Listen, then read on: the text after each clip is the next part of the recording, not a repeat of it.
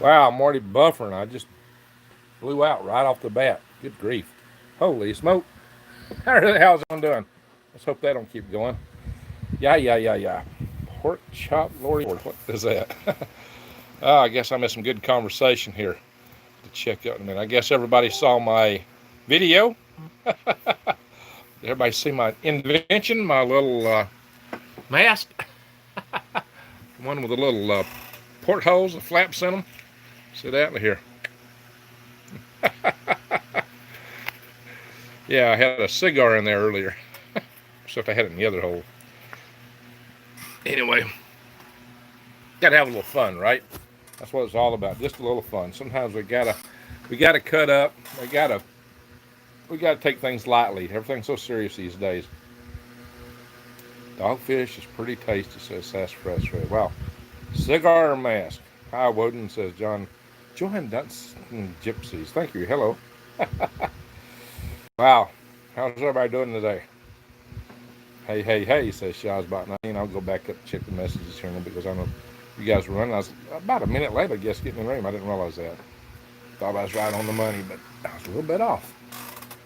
So, yeah, I had a little fun this afternoon right after finished work up just before it got dark. I actually wanted to do my video on uh, lettuce today, but I ran out of time. By the time I uploaded it, the other one went back outside.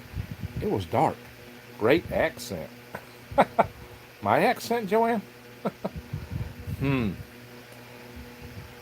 All right, so, somebody's saying something somewhere. I'm going to have to go up and read here in a little bit, see what's going on. So I guess y'all have seen all the notice about the seeds in China.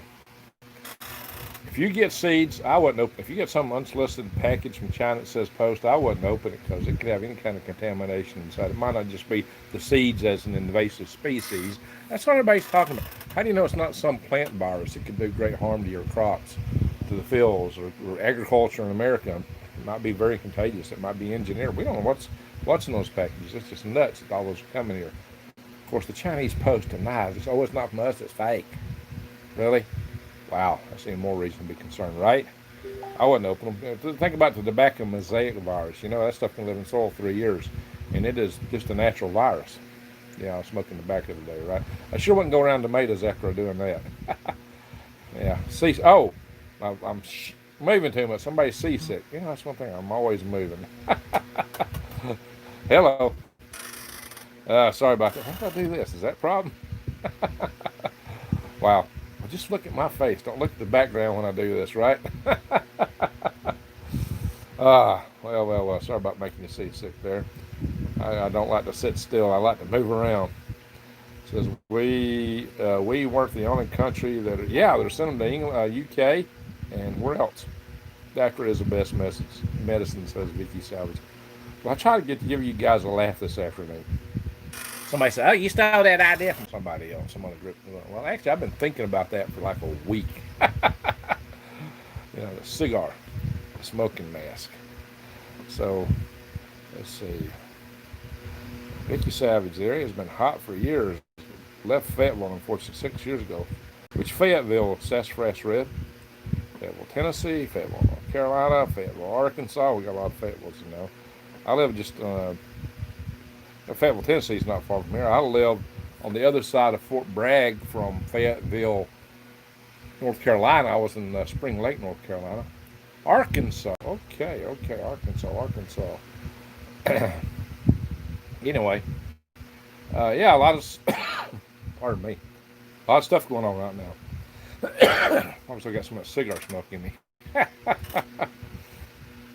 A lot of stuff going on right now in the world. The world's going nuts. Hey, Top Knot, how you doing? Hey, Lou. So, Lafayette, Georgia. Yeah, it's named after Lafayette, Fayetteville, all this named after the same guy. Atoka, Tennessee. Atoka? Hey, close to a place called Toke, Alaska, once upon a time. I scratch my hand. Sorry if it looks like an earthquake. It's the hand I'm holding the phone in. It's making things. Wasn't that bad, was it? Now it was. That can make you seasick.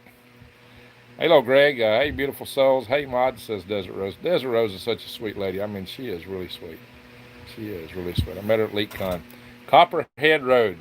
There you go. That's a good song. Copperhead Road. Is that where you live? Yeah, my hands are itching. I got scratching on this table. I got something. I don't know. My hands itching. Does that mean I'm coming in the money? That's what it's supposed to mean. I can take that. Hey, Greg. What's this? Message? Hey, Greg. Hot in muggy here in north central Florida. I bet it is, Karen. I bet it is. I just ate. Sorry about this toothpick. Some people don't like it when you use a toothpick. I didn't even realize I had it in my mouth. Just got through eating some wings. I scarfed them down real fast between posting that other video and coming on here. So, 420 Copperhead Road. Are you serious? Is that your address? Are you serious, Robert? Come on, really? You have no throat quit now because I'm laughing. Wow, that's crazy. You got to be pulling our legs. Come on, Robert. You got to be pulling our legs, right? Chicken wing day. Yeah, I had the chicken wing. So, you know, they say, oh, the craziest thing that happened today. The craziest thing was here in July. Actually, according to the Chinese calendar, it's still June. They got us saying about this. It snowed in Beijing today. It snowed for 5 minutes in Beijing today. And Beijing is not way north, by the way. You know, that's a very temperate, you know, just a little bit south of there is really hot. Beijing is no cold climate, okay, guys? It snowed in Beijing today. Can you believe that? Bowling Green. Hey, you know, I used to go to Bowling Green and meet some guys. That's where we used to, it was a happy point. I was on a team. Some guys, we had some guys here in Huntsville, some guys up in Indiana, and we would meet at Bowling Green. That's where we had our meetings. So I used to go to Bowling Green. We used to meet in the Drury Inn there. I bet you know where that is, don't you, Kevin? That's been like 10 years ago. In fact, that was the venture that took me to Moscow, by the way. It's a space venture. And we were looking at procuring Lunar Globe, which was a Russian lunar lander for the Google Lunar X Prize. That's how I wound up going to Moscow. Hello, Greg, where's your cigar? Well, actually, it's a station right now in my DRNCH. Well, my DRNCH is. I'll have to show you what that means. When we go back outside shortly, I'll walk out to my car and I'll show you my DRNCH. And by the way, DRNCH stands for Deluxe Redneck Cigar Holder. I'll leave it to you guys to think about what that actually is. Now, don't forget the Deluxe Redneck Cigar Holder. You'll have to see that for a while. All right, let's see here. Big rocks in head. Says, good evening, all, Greg. Actually, I didn't read that right. You've been on here many times. Big and rocks in head. Yeah. Well, it's Big Ben rocks in head. Yeah, okay. Well, taste me a little bit. Yeah, you've been on many times. Appreciate you coming on here. Cuban Chronic. Greg, what's your advice up for the coming worm farm? Advice for an up-and-coming worm farmer. I am really concerned right now. The post office was already too slow in delivering worms. They have slowed down so much. A lot of stuff for delivering is slow, and they're handling packages badly. Now, it turns out they're going to slow down even more because they stop the overtime. And they're not going to hire any other people to replace people they've lost or people that's out due to the COVID scare, or they're not going. And a lot of people are, well, it's like Christmas every week because their shipping rates have went way up. Every week is like Christmas. So they're under a lot of stress in the post office. They've been working a lot of overtime. So they're not going to work overtime anymore. So that don't just mean things get slower. I think it means things back up. Work don't get done. So I think it's going to be worse than them getting slow. I think they're already too slow. So it's going to get slower, and things are going to back up, and people will be making more mistakes and shortcuts. So shipping worms is probably not the way to go for a worm farm. Although I would tell you this, and if you see my video when I was talking about making money on worms, there's more money to be made from bait worms and from the compost and worm tea. So this shipping worms was a nightmare, especially when you're dealing with the post office. So I think maybe your best bet is just to do bait worms, sell locally bait worms, or sell them to a bait runner and find one. And Big Big Ben Rocks and Head says Rocks and Head. Okay, so I think really the way to go is to probably try to sell. You can sell worms locally. There's a good local market for selling worms, local pickup. I've got to redo my trommel.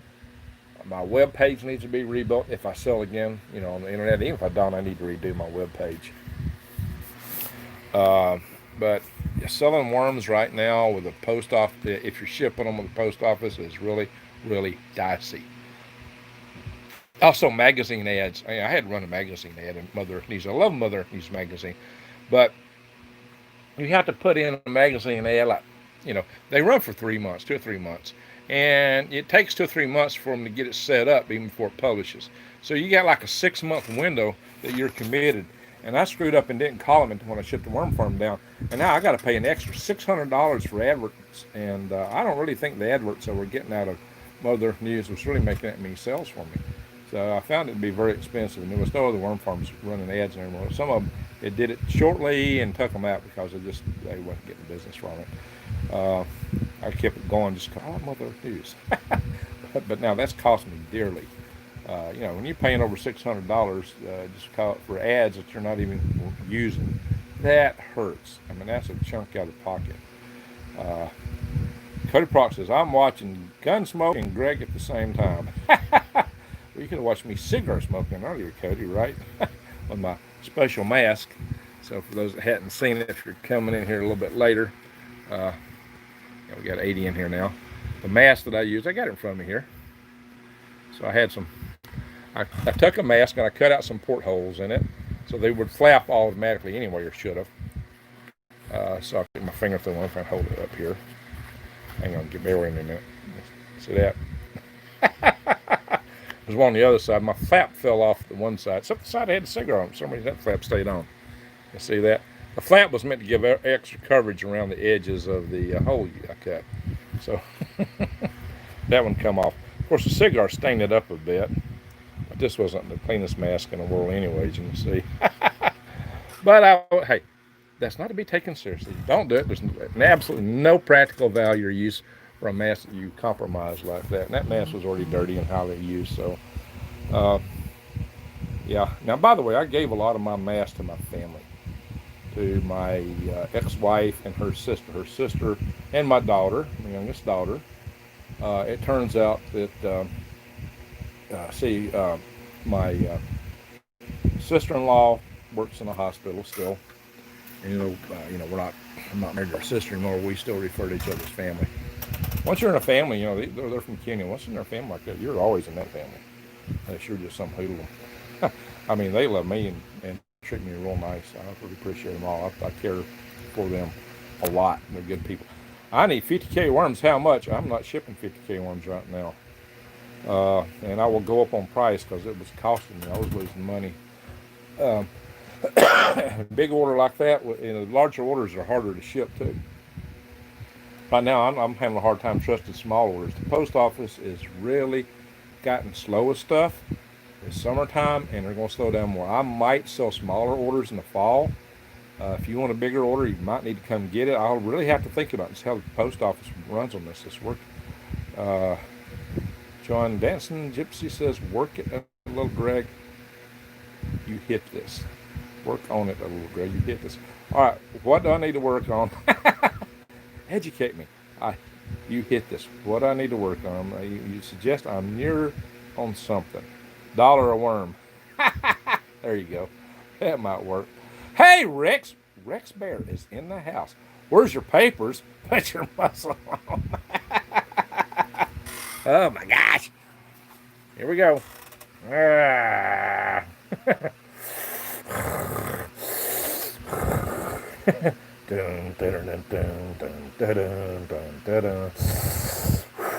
Hey, I get automatic social distancing, Rex, when I put the stogie in and light her up. It runs folks off. It's part of the grand conspiracy here. Social distance, amen. Cigar mask. So, Rex, you ever seen anything like that? I take it that was entertaining, right? Wear your muzzle. Uh-oh. Scratches. Ha-ha, GG. Yeah. Don't you feel like Darth Vader when you wear one of this? Dun, dun, dun, dun, dun, dun, dun, dun, dun, dun, dun, dun, dun, dun, dun, dun, dun. COVID is real. Vaccine more deadly. That, yeah, Vicky, yes. My brother died from COVID.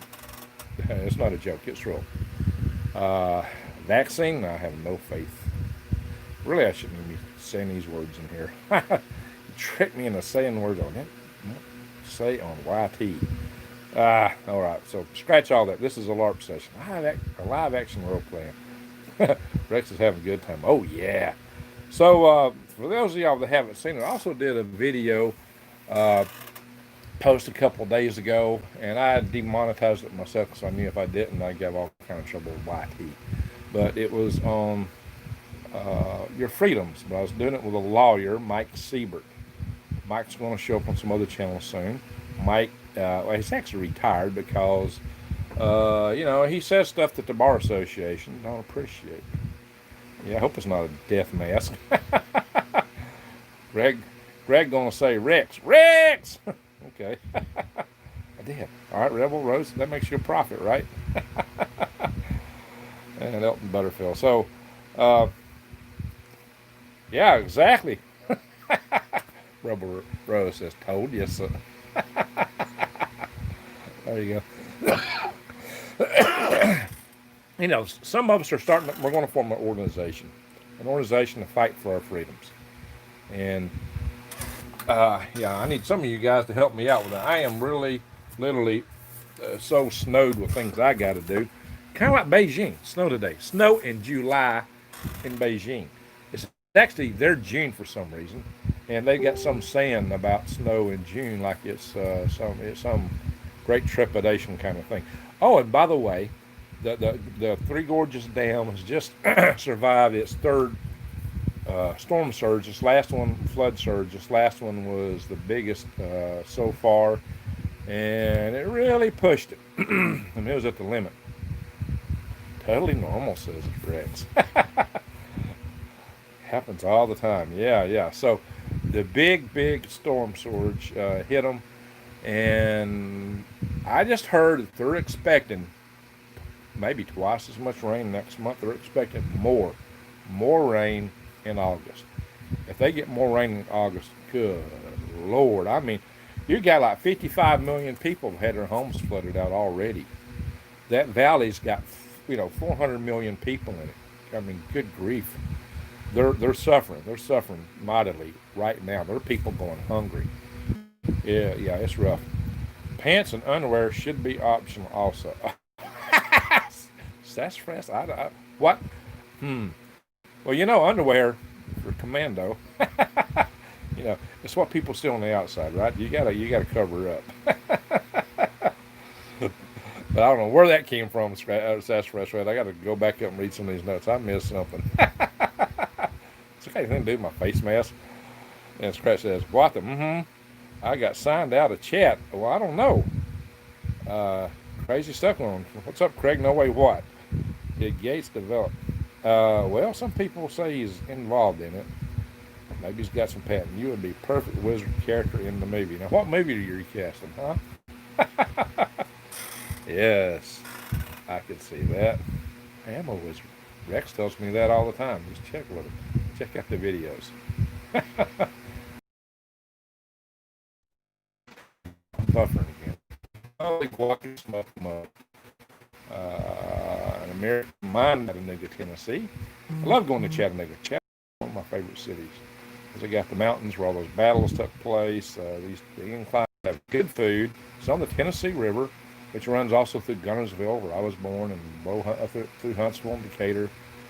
The part of Alabama I live in is north of the Tennessee River, by the way. In fact, I think there's more Tennessee River in Alabama than there is in Tennessee. A good bit of it anyway. Vicky says Rockefeller is behind Gates. There you go. I need to shut the gate, right? My daddy oh, no. Oh, sorry to hear that, Rhonda. So we're going to say some prayers for Rhonda Holt here. Her daddy died yesterday. So for her and her family, definitely we'll say some prayers for you, Rhonda. I know exactly what that's like. getting a text message through Facebook from Diamond. Probably done when you post this post. I posted his post about that press conference, and holy guacamole, smoke moly. Well, actually posted the press conference yesterday, and the trolls came out of the woodwork like crazy.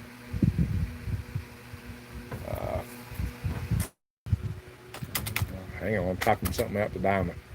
He is about to launch out on somebody.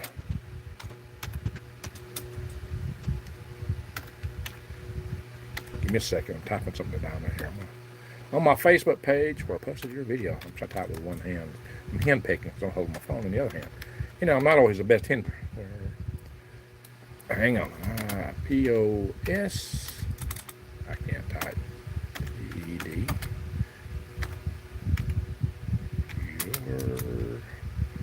Video. VID. Video.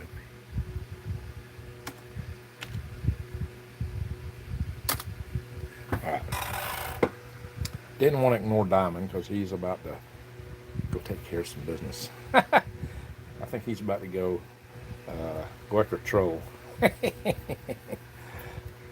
No, you know, I was working my day job and I posted this stuff. And these guys going to start hammering. It's like, I don't have time for this. I got stuff to do. Oh, by the way, what I was going to tell you is if you're interested in the tribe itself, of course, you email me at halfispace@aol.com. That's Hotel Alpha Lima, the Arabic 5, Sierra Papa Alpha Charlie Echo at Alpha October Lima Charlie October Mike, and put tribe in the title. But if you're interested in our freedom organization, put freedom in the title. Now, we are recruiting another individual to help with the spreadsheets for the tribe group, and I am behind on this stuff, but I'm hoping to get more into it real quick here. Can I start a worm farm with yard worms, Greg? No, they don't really raise in a worm bed. Red wigglers and blue worms. And, there's two species of night crawlers, the Africans and Europeans that do. The Africans, you got to keep them warm in the winter. Europeans are into you kept cool in the summer, especially down here. Maybe up north will be okay. And Cody Proc says, my papa's in the hospital. Oh, okay, Cody, we'll take your papa. You talking about your grandpa? I hope that's it. Hope he's going to be all right. Rothschild's back. Anything consider favor? Of course, of course. All right, Cody. So we'll be praying for your papa. And we've also got to pray for Rhonda Holt. No, Cody is not in Alabama. Cody is one of our best followers on this channel. He's in East Tennessee, which isn't that far away, really. I mean, you know, he's just up the road past Chattanooga. Come on, Diamond.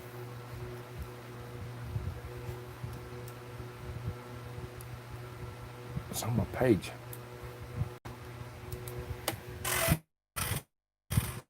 I don't know how to help him with that. I mean, you should be able to find my Facebook page. We're friends. There we go, Diamond. Hope I get you dialed in. Because I don't think the posts have specific links to them. It will be third post down. I'll say third post down. I'm trying to get Diamond dialed in here. He's ready to go after somebody. W. Yeah. There we go. I know we wouldn't get distracted by something like that, but Diamond's on a mission. Something I'm going to have to jump in on too. So, what's we got going here? Okay, Eater Worlds, I don't know what you just said and got deleted, but we're a family channel here. We have people that come in here that some of them are might be minors from time to time. Cody, how old are you now? Cody got his driver's license now. Cody actually bought worms from me. He bought quite a bit. He bought 2 different purchases, and he's selling worms and worm teeth. Cody is a little entrepreneur and a farmer. He's a great guy. Has a wonderful family, good Christian parents. Nostradamus was here. So we've had buddy. Rex was here. He may have moved on. Get him. Yeah, exactly. Sick him, Diamond. Maybe he's getting after him. I don't know. Let's hope he is. So,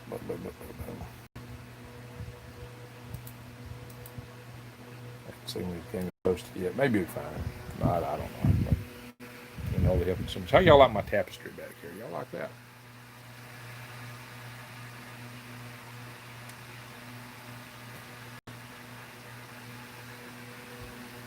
I bought that well before I moved to Alaska, actually. Hi Jeffrey, how you doing?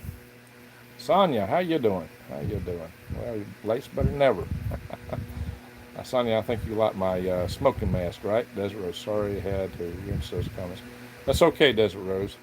That's why we have moderators. Some people, you know, sometimes you just have to take care of comments. And like I said, we're family oriented channel here. Although our topics are fairly adult, they're not. You know, we keep our language clean. This is intended to be a channel that anybody of any faith can come into and not be offended, hopefully. Although something is going to offend anybody, right? A lot of people get offended by what I call it. Although we've got pretty hot here right now. So, except it's strange. It snowed. It actually snowed 5 minutes in Beijing. Guys, I mean, things are getting weird. Things are getting weird. Look at all rain, and then it gets snow too. So, you know, this is grand solar minimum. And what happens is these cosmic rays come in. Sven's Mark proved this stuff, and then he did a paper on that. And what happens is these cosmic rays hit the atoms in the upper atmosphere, and they cause secondary particles. And so you get just a whole cascade of ionized particles streaming through the upper atmosphere. For every cosmic ray, when it hits another atom, it just shatters, and you get all these ionized particles, and that means they're electrically charged. And as they stream through the atmosphere, they cause cloud nucleation. You get more cloud nucleation, and you got more clouds, more water vapor in the sky that's condensed, and you're going to get more rain. And you have more clouds, so you get reflection of heat. So that's what happens. Cody says, I have to go. All right, Cody, good night. Thank you for joining us. Take care. And we will pray for your papa. Cody will pray for your grandpa. Cody's grandpa's in the hospital. Definitely prayers for Cody's grandpa, his papa. All right. Yeah, bless you, Cody. Good Christian family with Cody. So that's why we want to keep him clean, keep the language clean. And several of our people that's in this channel are actually ministers of various faiths. We have fundamentalist Christians, we have Unitarians, we have people of different faiths or denominations, and that's all well and good.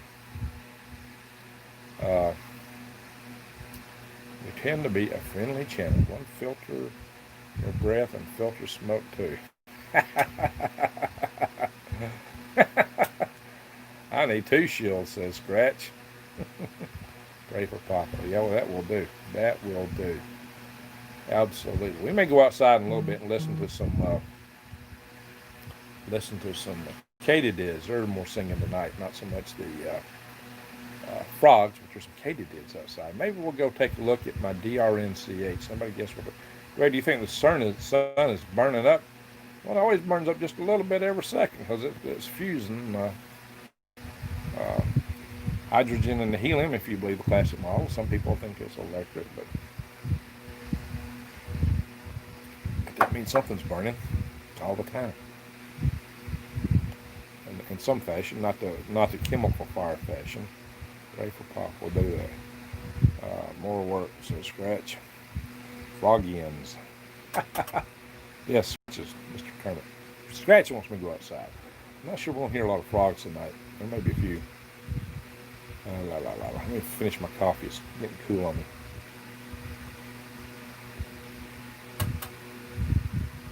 That's one of those family picture bugs. So let's go outside and I'll show you the DRNCH, the deluxe redneck cigarette holder. I got 6 of them. I have 2 per vehicle. Let's see if people know what that is. It's a plasma ball, says Scratch. Well, anyway you want to shake it, it's still a plasma ball. Even by the so-called conventional theory, it'll still be a plasma ball because it's all ionized, supercharged atoms, particles. Makes it a plasma ball any way you slice it. All right, we're outside.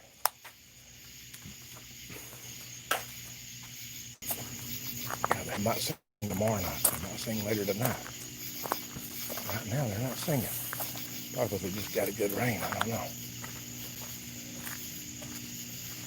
I'm going to go show you a DRNCH.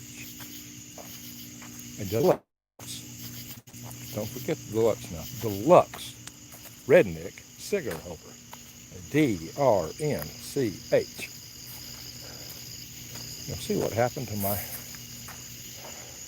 cigar I was smoking. Where I stored it at. Maybe I need to move it because it's probably going to rain out here. Katydids. There's some crickets too. Crickets and katydids. That full name, humans or pigs. That's unfortunate. I tagged you on the pic of my new one. Since oh, okay, they're talking to each other. So, I gotta show you this other invention I got. I got a whole different invention. DRNCH. I have two of them per vehicle. Deluxe redneck cigar holder. My friends, get for the big reveal, so you can see what a deluxe redneck cigar holder is. You see it? You get it? This thing will probably get rained on. I'll move it. I don't want a whole lot of it. Just a little bit.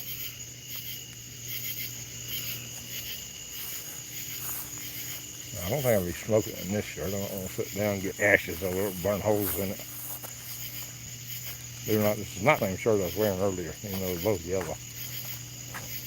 Like Ernest P. Worrell, you know, I got tons of shirts and pants and things that look the same. We're all, well, Ernest P. Worrell always wore the same clothes, right? It looked all the same. You ever saw the show, though? He had like a zillion suits and every one of them was identical. Yeah. I'm prepping, says Scratch. That's good. So how'd y'all like my DRNCH? Nobody's commented to that. I got some LOLs. Is that it? It was sexy, says Robert. So I'm an inventive person. Mask and cigar mask, cigar storage. You know, I'm a cigar inventor. But I don't invent cigars themselves. A cigar accessory inventor. How about that? Hey, it's a good place to stow one where to be safe unless it rains. It's a good way to kind of put things up for a while. You can't take them in the stores. And I actually don't smoke a cigar driving my gold van. It's my smokeless van. I got another one. I might smoke one in occasionally when I'm driving around the countryside at night. Not night. When I'm driving around the countryside, in the country, looking at a beautiful view, I'd have one every now and then. Or when I'm driving, sometimes when I'm driving Betsy Blue, my 1-ton truck. I guess y'all saw me go into the Lowe's to get hose and other tools. Didn't get enough hose. I got to go to some of these other stores and look for some good hose. I need some good chop hose. Scratch, I was already sick. Oh, Scratch, what's going on? They catch frogs here. Frog gigging, says Desert Rose. Don't be scaring Scratch now. Try looking at what people eat and you'll see the root of disease. Well, you know what? You're pretty on to it there. You are what you eat, right? Greg, I left you a comment on the cigar. Was that on the cigar video? Okay, let me scroll back up. You know what? I missed a bunch of earlier comments. I'm going to scroll to the top. See what I missed. And I've not got this one fired up. I'm just holding it. Trying to get it out of there. Holy smart, we got a lot of comments today. So, oh, I hear frogs now. Sassafras Red was first. Comment, I received another 2 orders of seeds for next season. Well, thank you. Learning hard about squash borers. Oh yeah, yeah, those things that get into the stem of your plants. Worm tea can help protect from them. Might want to try some BT in there too, because they're a worm, right? And where are you at? Oh, I haven't got in yet. I'm here now. Raining in central Illinois. Rained Monday. Yeah, it rained here today. Didn't forget. Okay, silly fingers. Hit the like button. There you go, folks. Yeah, hit the like button. We don't have a whole lot of people in here tonight. What's going on? We got 64. And my daughter-in-law has been exposed. Uh-oh. Yeah, okay. Well, we got some praying today. Oh, no, that's not good. Dementia. It's only a matter of if, not when. It's goons or us. Wow. I hated golden seal. Yeah, dementia is a terrible thing. That's one of the worst things in the world. It's just mind lose your mind. Phew. Who would I be without my mind? Nobody. Northern Georgia. I go to Northern Georgia. My dad's family's from Northern Georgia. Yeah, Northwest Georgia, Appalachian area. What used to belong to the Cherokee Indians there. They moved in and bought land directly from the Indians. So, talking about this incarnation. Yeah, we do. That's the one we used to talk about. How's everyone preps going? Good question. Robert, you killed a moose. Wow, Robert, where you at, Robert? Running out of room, but almost done, says Diane.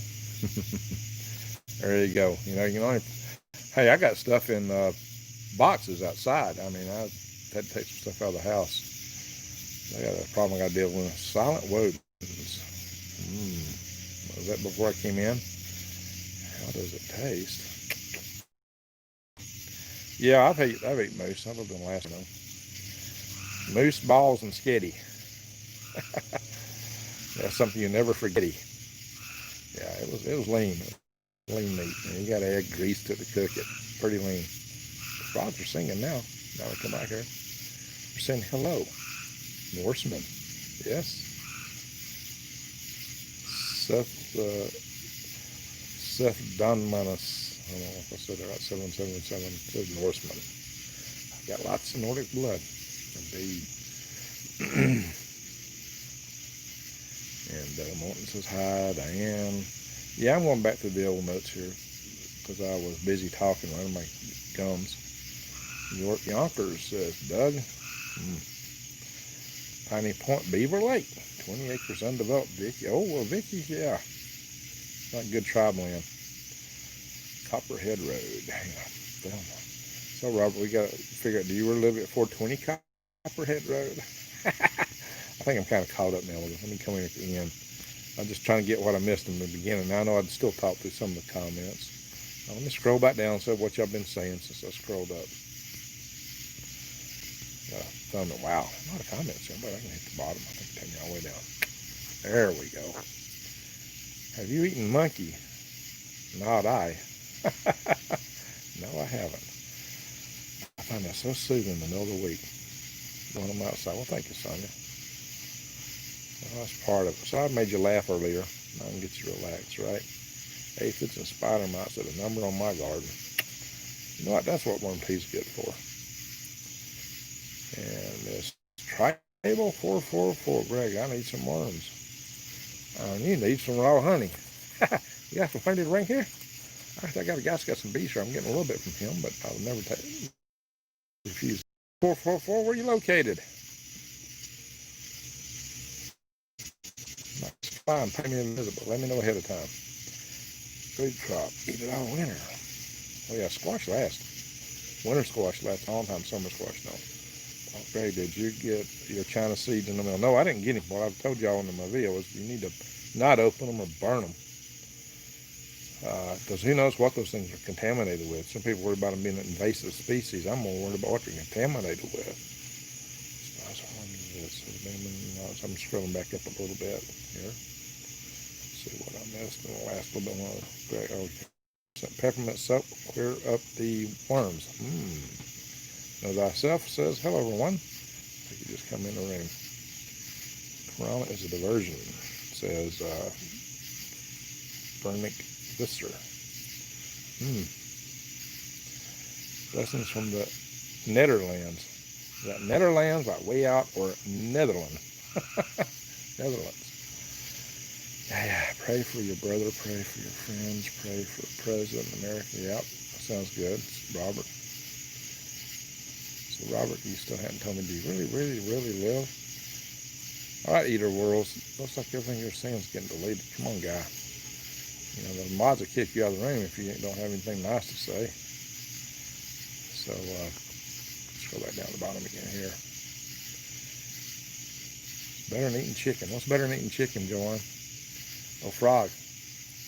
Your dad tricked you into it. I told you it's chicken. Yeah, frog's kind of like a cross between chicken and fish. It don't taste like fish, but it's got a little bit of a fishy taste to it, right? Okay, Brian, what are you upset about? Yeah, COVID's real. I never said it wasn't. If somebody upset you, it killed my brother, so it's definitely real. Now, there's videos that talk about other potential solutions, things that you might take. There are the claims that if you use hydroxychloroquine in conjunction with zinc and erythromycin or some other,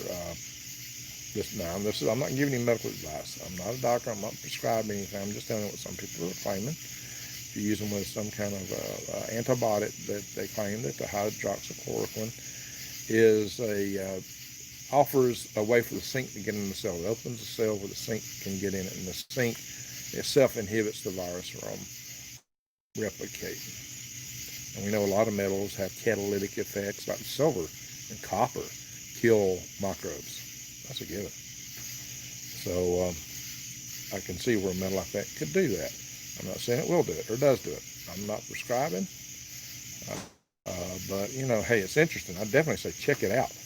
Check it out. I know one thing. If I had something and I was getting in serious condition, I would definitely consider that. And I do take zinc. Now, I have been told that, you know, tonic water's got just a little bit of quinine in it. Just a little bit. Some people are drinking. I'm not prescribing again. I'm not saying do this. I'm not saying it does anything. But some people drink tonic water and take zinc. Maybe an idea. Vitamin D and zinc and C are all important.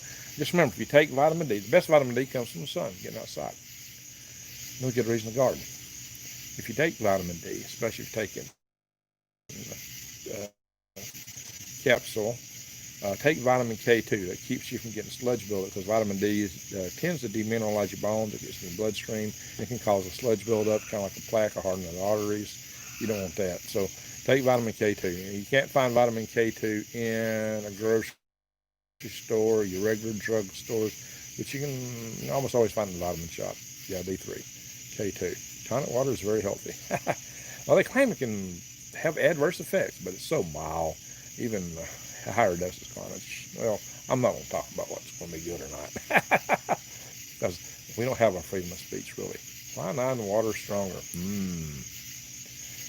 Interesting comment there, Stephanie. Hey, okay, finally made it a live video. Well, hi, Cheyenne. Glad you're here. We're talking about tonic water and zinc. Some people think that will keep you in the think. Full name. That's interesting. Full name. That's why they locked everyone in. No vitamin D. Yeah, gin and tonic. Yeah, that's also on the gin. Sustainable steward chloroquine from birch bark. Now, quinine comes from bark of a tree that grows in Central America, South America, Caribbean, and parts of Africa. It's interesting that it is used as a malaria drug, and it grows where malaria is most frequent. You know, Mother Nature's got this way of providing a way where you need it. Whatever you need is there where you need it. Isn't that interesting?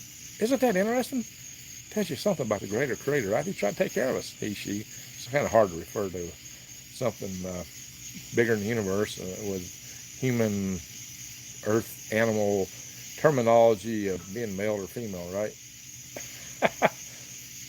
I mean, does Greater Creator have genitalia? Kids say he has all of ours.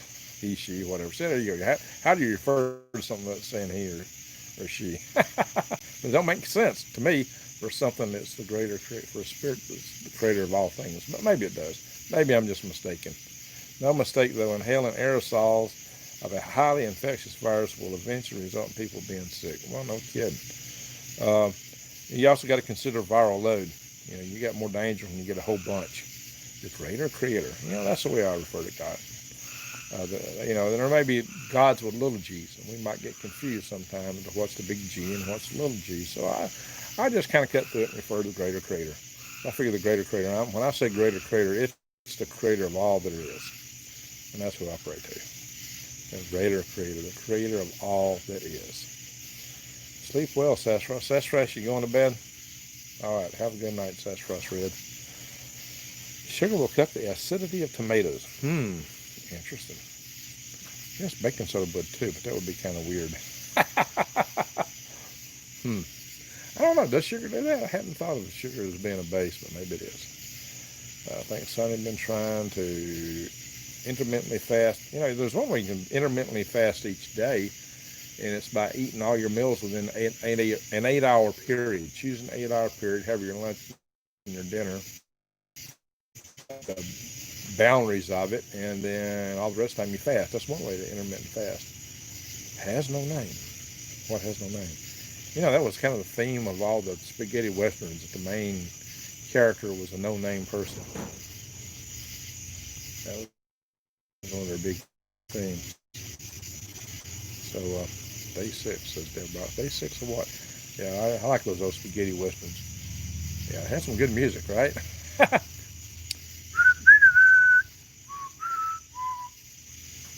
Yeah, I might get a copyright strike if I whistle the whole tune, right? Even though it's me whistling. Gotta be careful. A bar or two. Shouldn't do it, especially me whistling it. My whistling is a little rough, right? Yeah, I can actually whistle pretty good, but I gotta kind of get my lips trained in. How you say it? Phrenic viscer. Are you done? Okay. It said it's about 10 minutes since you've been here. Uh-oh, what's happening here? Is somebody having a problem? Did I miss something? There's something else we got to pray for, ladies and gentlemen. Yeah, because I'm talking, I'm not watching all the comments. That's why I need to moderate. Well, I can't really moderate on this from my phone anyway. God of nothingness. When there was nothing, there was God. There you go. And God spoke, right? And there was light. God spoke light, literally, right? Sleep well, Elton.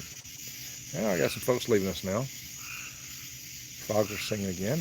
Night, Elton. Hear the frogs. Diamond on his way still. Oh, Diamond was going to my Facebook site. He was going to light up somebody, at least that's what he was hoping to do. Light up somebody making a lot of bad comments on the videos his that I posted on my Facebook site. I don't know if he made it. Asteroids this fall. Well, up Nibiru. Yes, if you go to, I like the guy who does Israeli News Live. He has some interesting intel from time to time. But look, guys, if there was a Nibiru out there, a planet, look, amateur astronomers. There's two girls who were the, I think in the Mid-East, there was two girls, 14-year-old girls who discovered an asteroid coming to us. Two 14-year-old girls. Amateur astronomers discovered comet Hale-Bopp. It was astronomers Hale and Bopp, and I met astronomer Dr. Hale a few times. He used to come to International Space Development Conferences. Nice guy. And Hale-Bopp was hanging in the sky when I did my Halo SO1 launch. Oh, by the way, I found videos from 1993 on a certain channel. There are videos of me from 1993 where I opened and chaired my first International Space Development Conference. And there's also a video of me and Bill Brown talking about our launch of our Halo SO1 rocket. And the 1998 Orlando International Space Development Conference. Oh, my hand's going to sleep. So there's a bunch of interesting videos out there. But yeah, talking about Hell, Dr. Hell got me thinking about that. And Hell-Bop hanging over the sky when we launched the SO-1, our Space Launch 1 rocket. So Hell-Bop, and just we got astronomers, amateur astronomers even, who see a comet when it's way out toward Jupiter, before it even starts lighting up and expanding, because it's still so far away from the sun. That happens all the time. We have amateur astronomers right now discovering asteroids in the main belt. So how in the world are you going to sneak a planet in on us, or a star, or something big? They're out there looking for that thing. I mean, there's a lot of people looking for it. You know, like astronomer Brown. You know, he actually went to the same university. He's from Huntsville. He's the one that demoted Pluto. So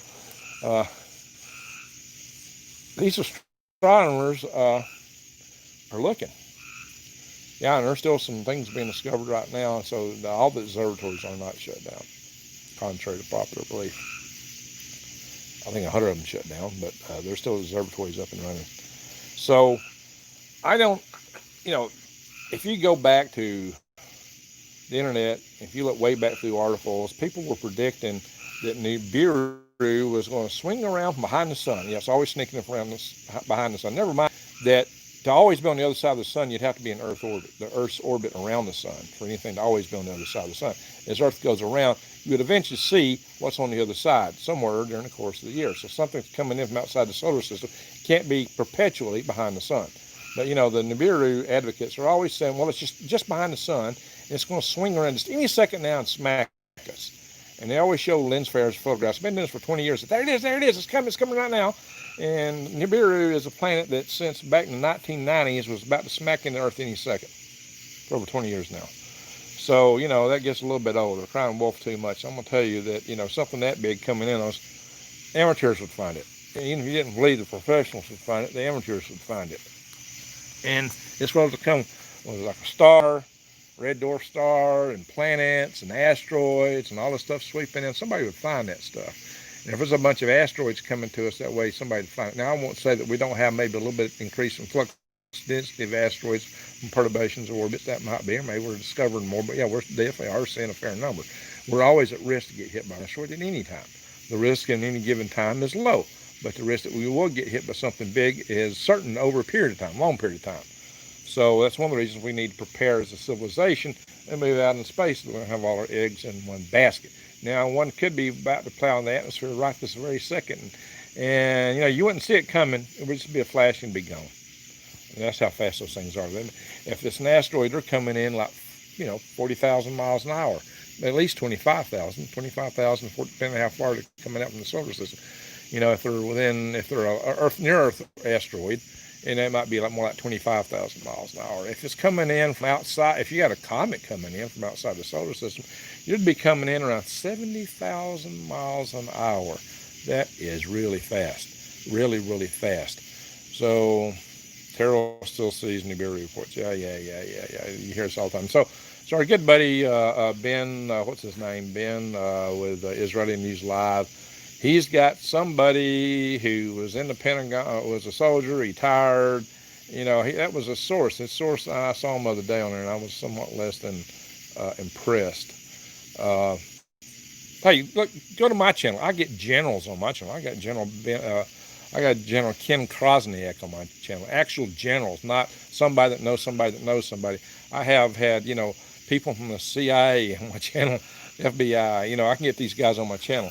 Command Sergeant Major Michael Mabey, one of the top sergeants and enlisted guys in the Army. I've had high-level officers. We've had Dr. Peter Vincent Pry. I mean, we've got guys that's got, and I'm also a member of InfoGuard, and I'm plugged into the space community. You find my Facebook site. There's hundreds of astronomers that are friends to me on my Facebook site. I work in the space community. I'm a member of the National Space Society. If anybody saw anything coming, they'd be talking it by now, if there's anything that close. So why don't they call hemorrhoids asteroids? We don't have any hemorrhoids, do we? Stephen says the source is FEMA. Yeah, FMEA, FEMA, they're not exactly an astronomical source, you know.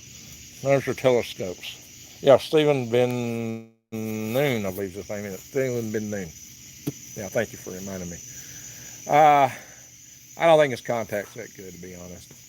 Yeah, yeah. Well, his contact, the female, was that, I think that ex-soldier he showed a couple of days ago. I didn't watch the whole video. I was like watching a little bit. So really, I just kind of turned it off, and walked away. Yeah, he and Dr. Begley, you know, what's his name, Begley, are both thinking Nibiru is out there, about to swing around in a second. And so is what's his name, Marshall. He's been on Rex's show a lot. Marshall's also, I can't remember his full name. He's also one of my Facebook friends. But, you know, he's always worried about Nibiru. I'm going to tell you that, you know, if we'll know it if we see Nibiru coming. We'll know it well in advance. Could there be like a stellar cloud that might carry? So now, one thing to know is the comets leave behind a trail of debris when they go through the solar system. They outgas. You know, the tail is little particles streaming off. It might be atom size, or they may be the size of most of them. When you see a meteor, it's the size of a speck of sand, a grain of sand. That's usually what you see streaking across the sky. A bolide, when it blows up, is a bigger chunk of rock. Now, it could be that the torids, or, you know, there's a couple bands of what the comets left behind that causes the meteor showers where things are thicker. There's some bigger objects in there and something that could be of concern. The Tunguska explosion over Siberia in 1908 was probably one of those. And there was a, you know, Temple Tuttle, and there's some other, well, that's an asteroid. Let's see. There's some comets that are believed to have broken up. That have left some debris in the solar system, but they are on a track that are always in the same area, same band, orbiting the sun, and every now and then Earth goes through those bands. You get meteors, but sometimes there's bigger spots in those things. You could get hit by some stuff from that. That wouldn't be an end of the world kind of a thing, but you might have a few Tunguska type events, which could be scary.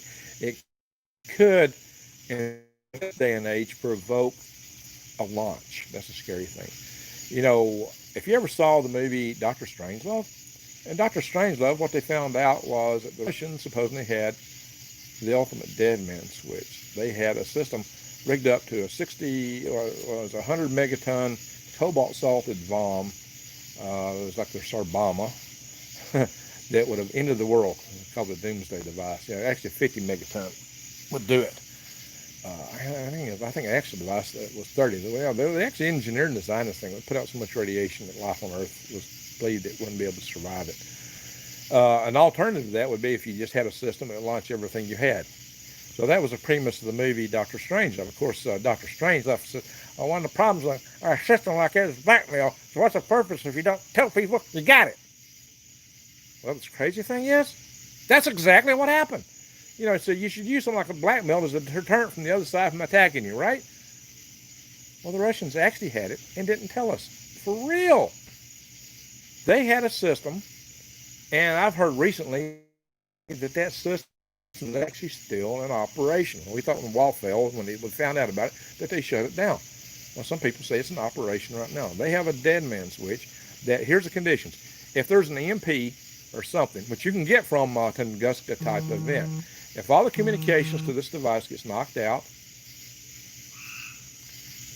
and they can't, there's a loud boom, which would sound like a nuclear event, which you get with a Tunguska type explosion. You got a loud boom, and you got a blackout. That's all it was going to take to launch that thing. So if we had another Tunguska event during the Cold War, Russia would have launched everything. And we may be in that situation now. That is not a good place to be.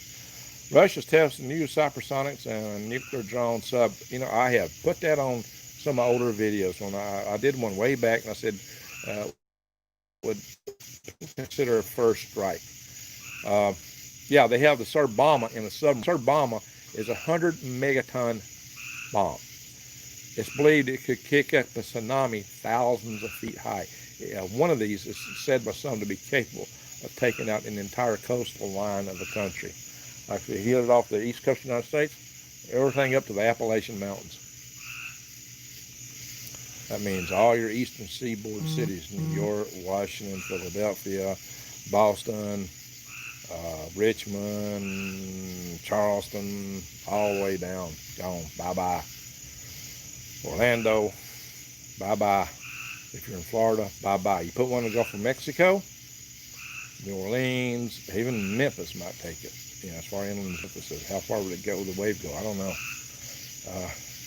I got a kind of another prepper channel that I find interesting. John, now he still calls himself Jungle John. His channel name is Prepared Mind.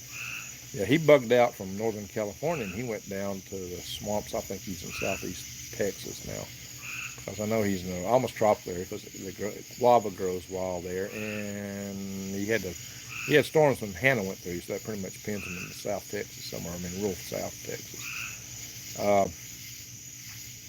I don't think I want, you know, that wouldn't be my ideal place to go bug out somewhere in the ocean.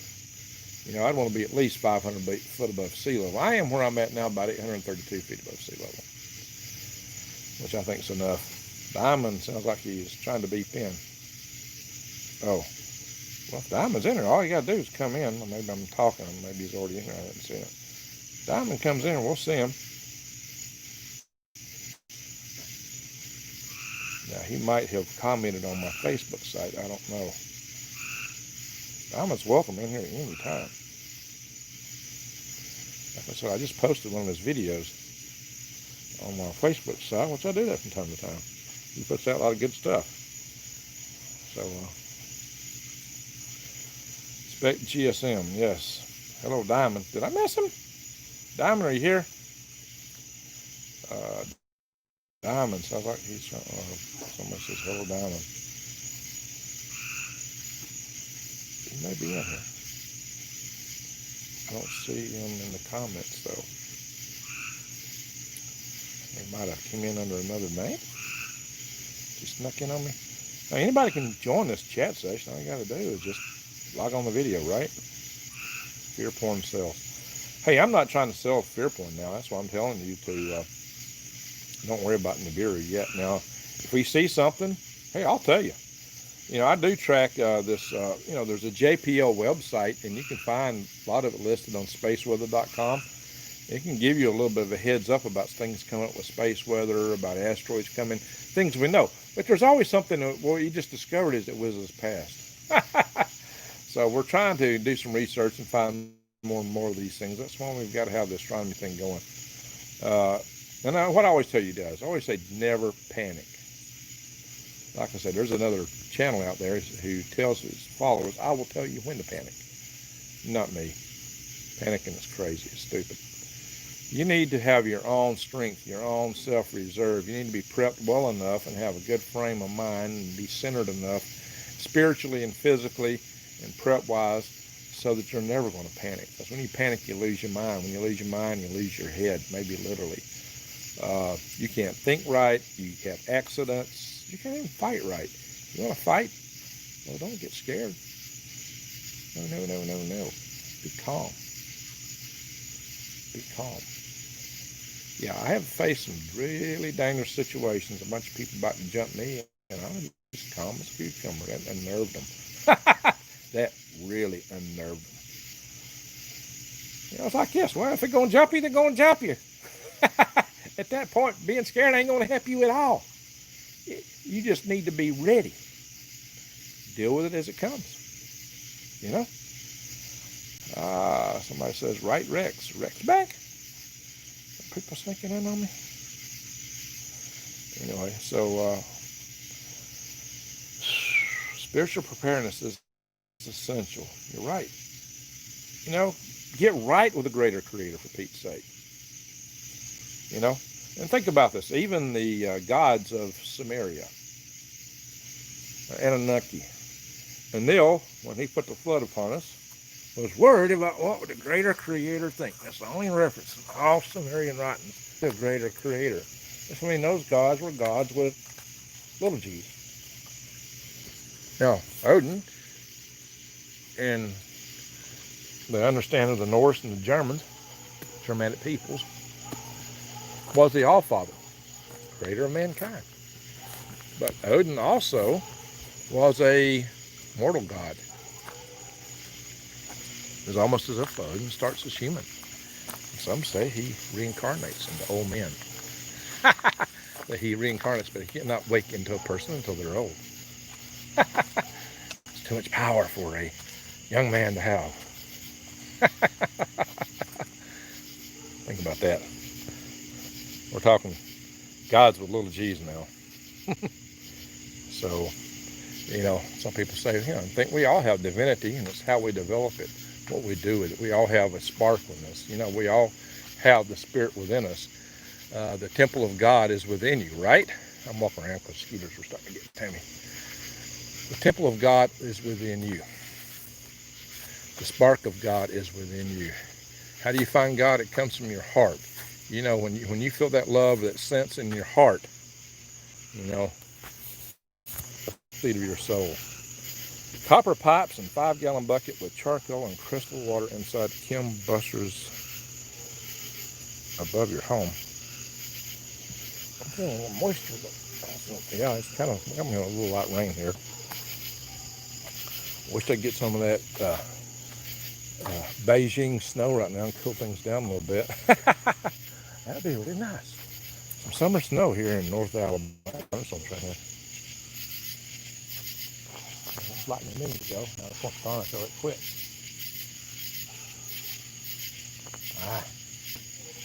It's lightning until I pointed the phone over there.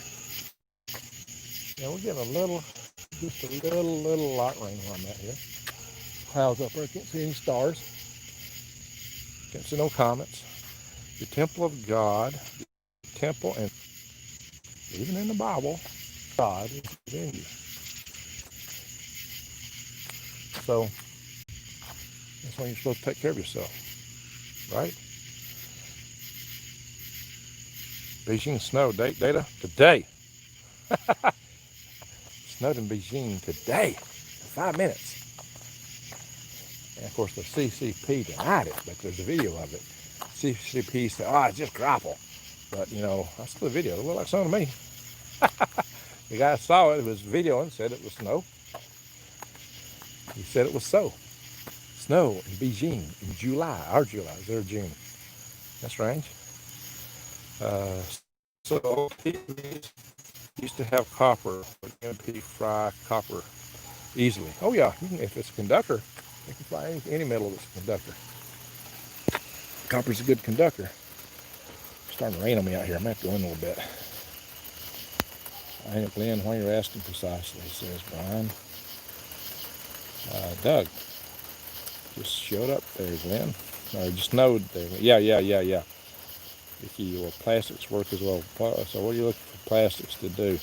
Plastics are not a conductor, they're an insulator. Plastics should be banned too. Oh yeah, plastics are so full of chemicals. Now, yeah, it's possible we can make organic plastics, but they put so much chemicals in plastics. You know, they got that additive bisphenol A that turns guys into girls. Basically, it feminizes guys, and that's what's in the bottles all the young males suck on.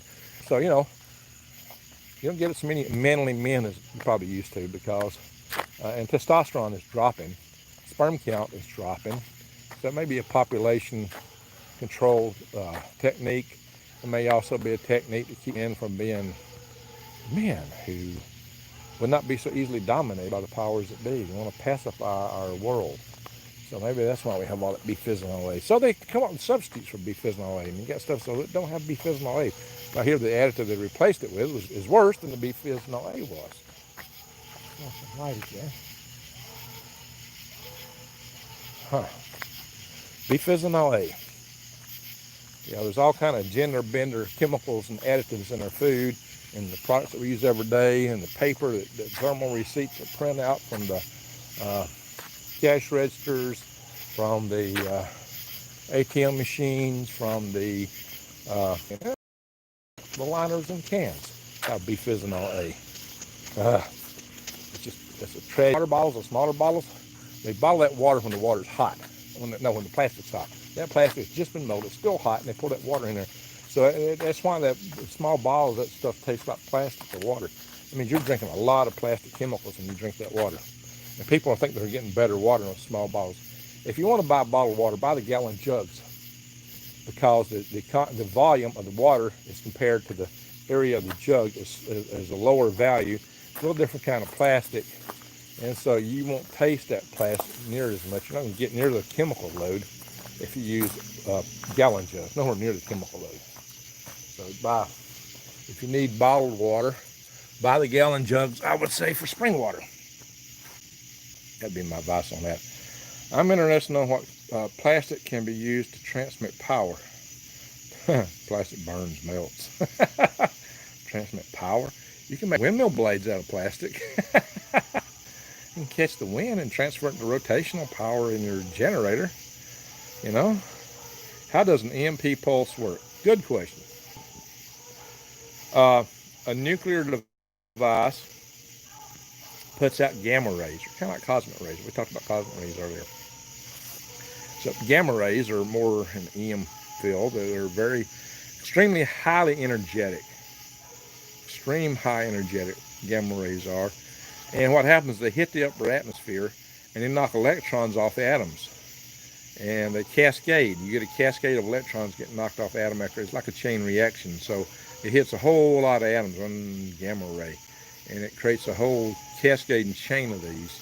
And basically you get a wave of electricity moving through the atmosphere. And conductors will pick it up. And they will conduct it, and it will create a huge voltage across even a small conductor, and it causes them to fry and burn.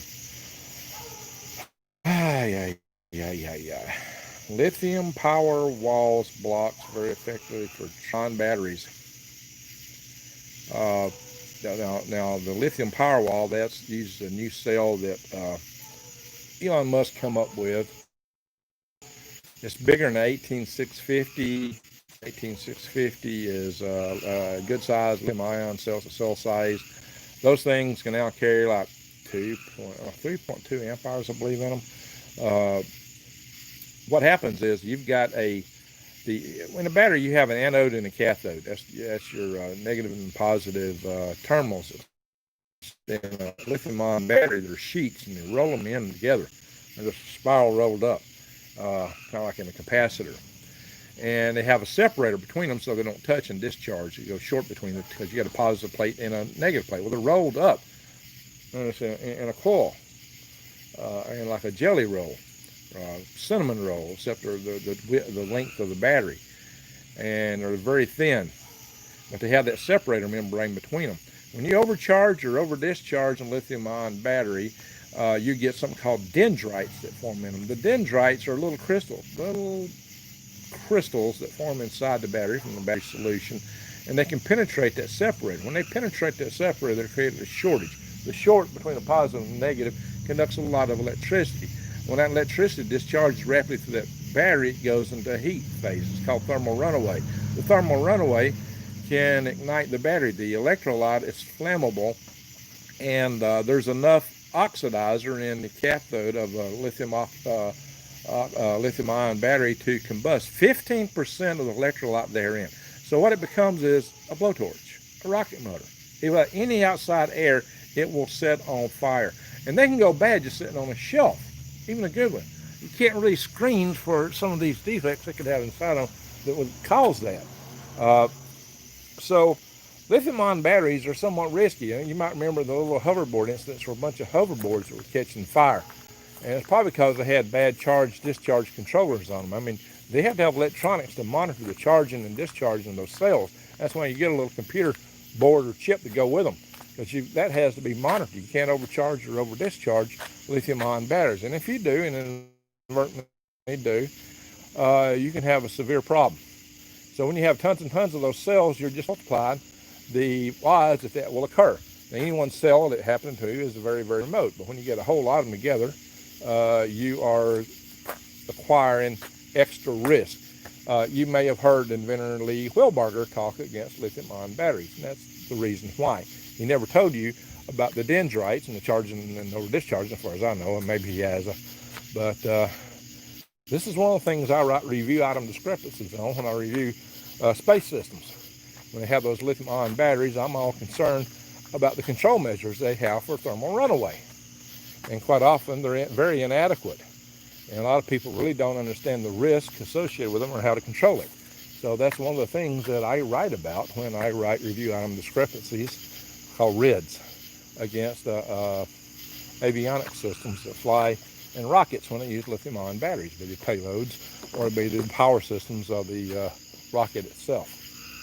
And we've gone more and more to those lithium-ion batteries. Now, technology is trying to develop a solid-state version. A solid-state version could be a lot safer. There's technology that's in development. Hopefully they can get it fielded. And the guy who invented the lithium-ion battery is actually, he's an old guy. I hope he's still alive. He's like around 100. And he's actually leading the development of this new battery. His name is Good Enough. Because I guess for all the good stuff he's done, it's still not good enough. So he is quite an inventor. I'm not saying he is a powerhouse.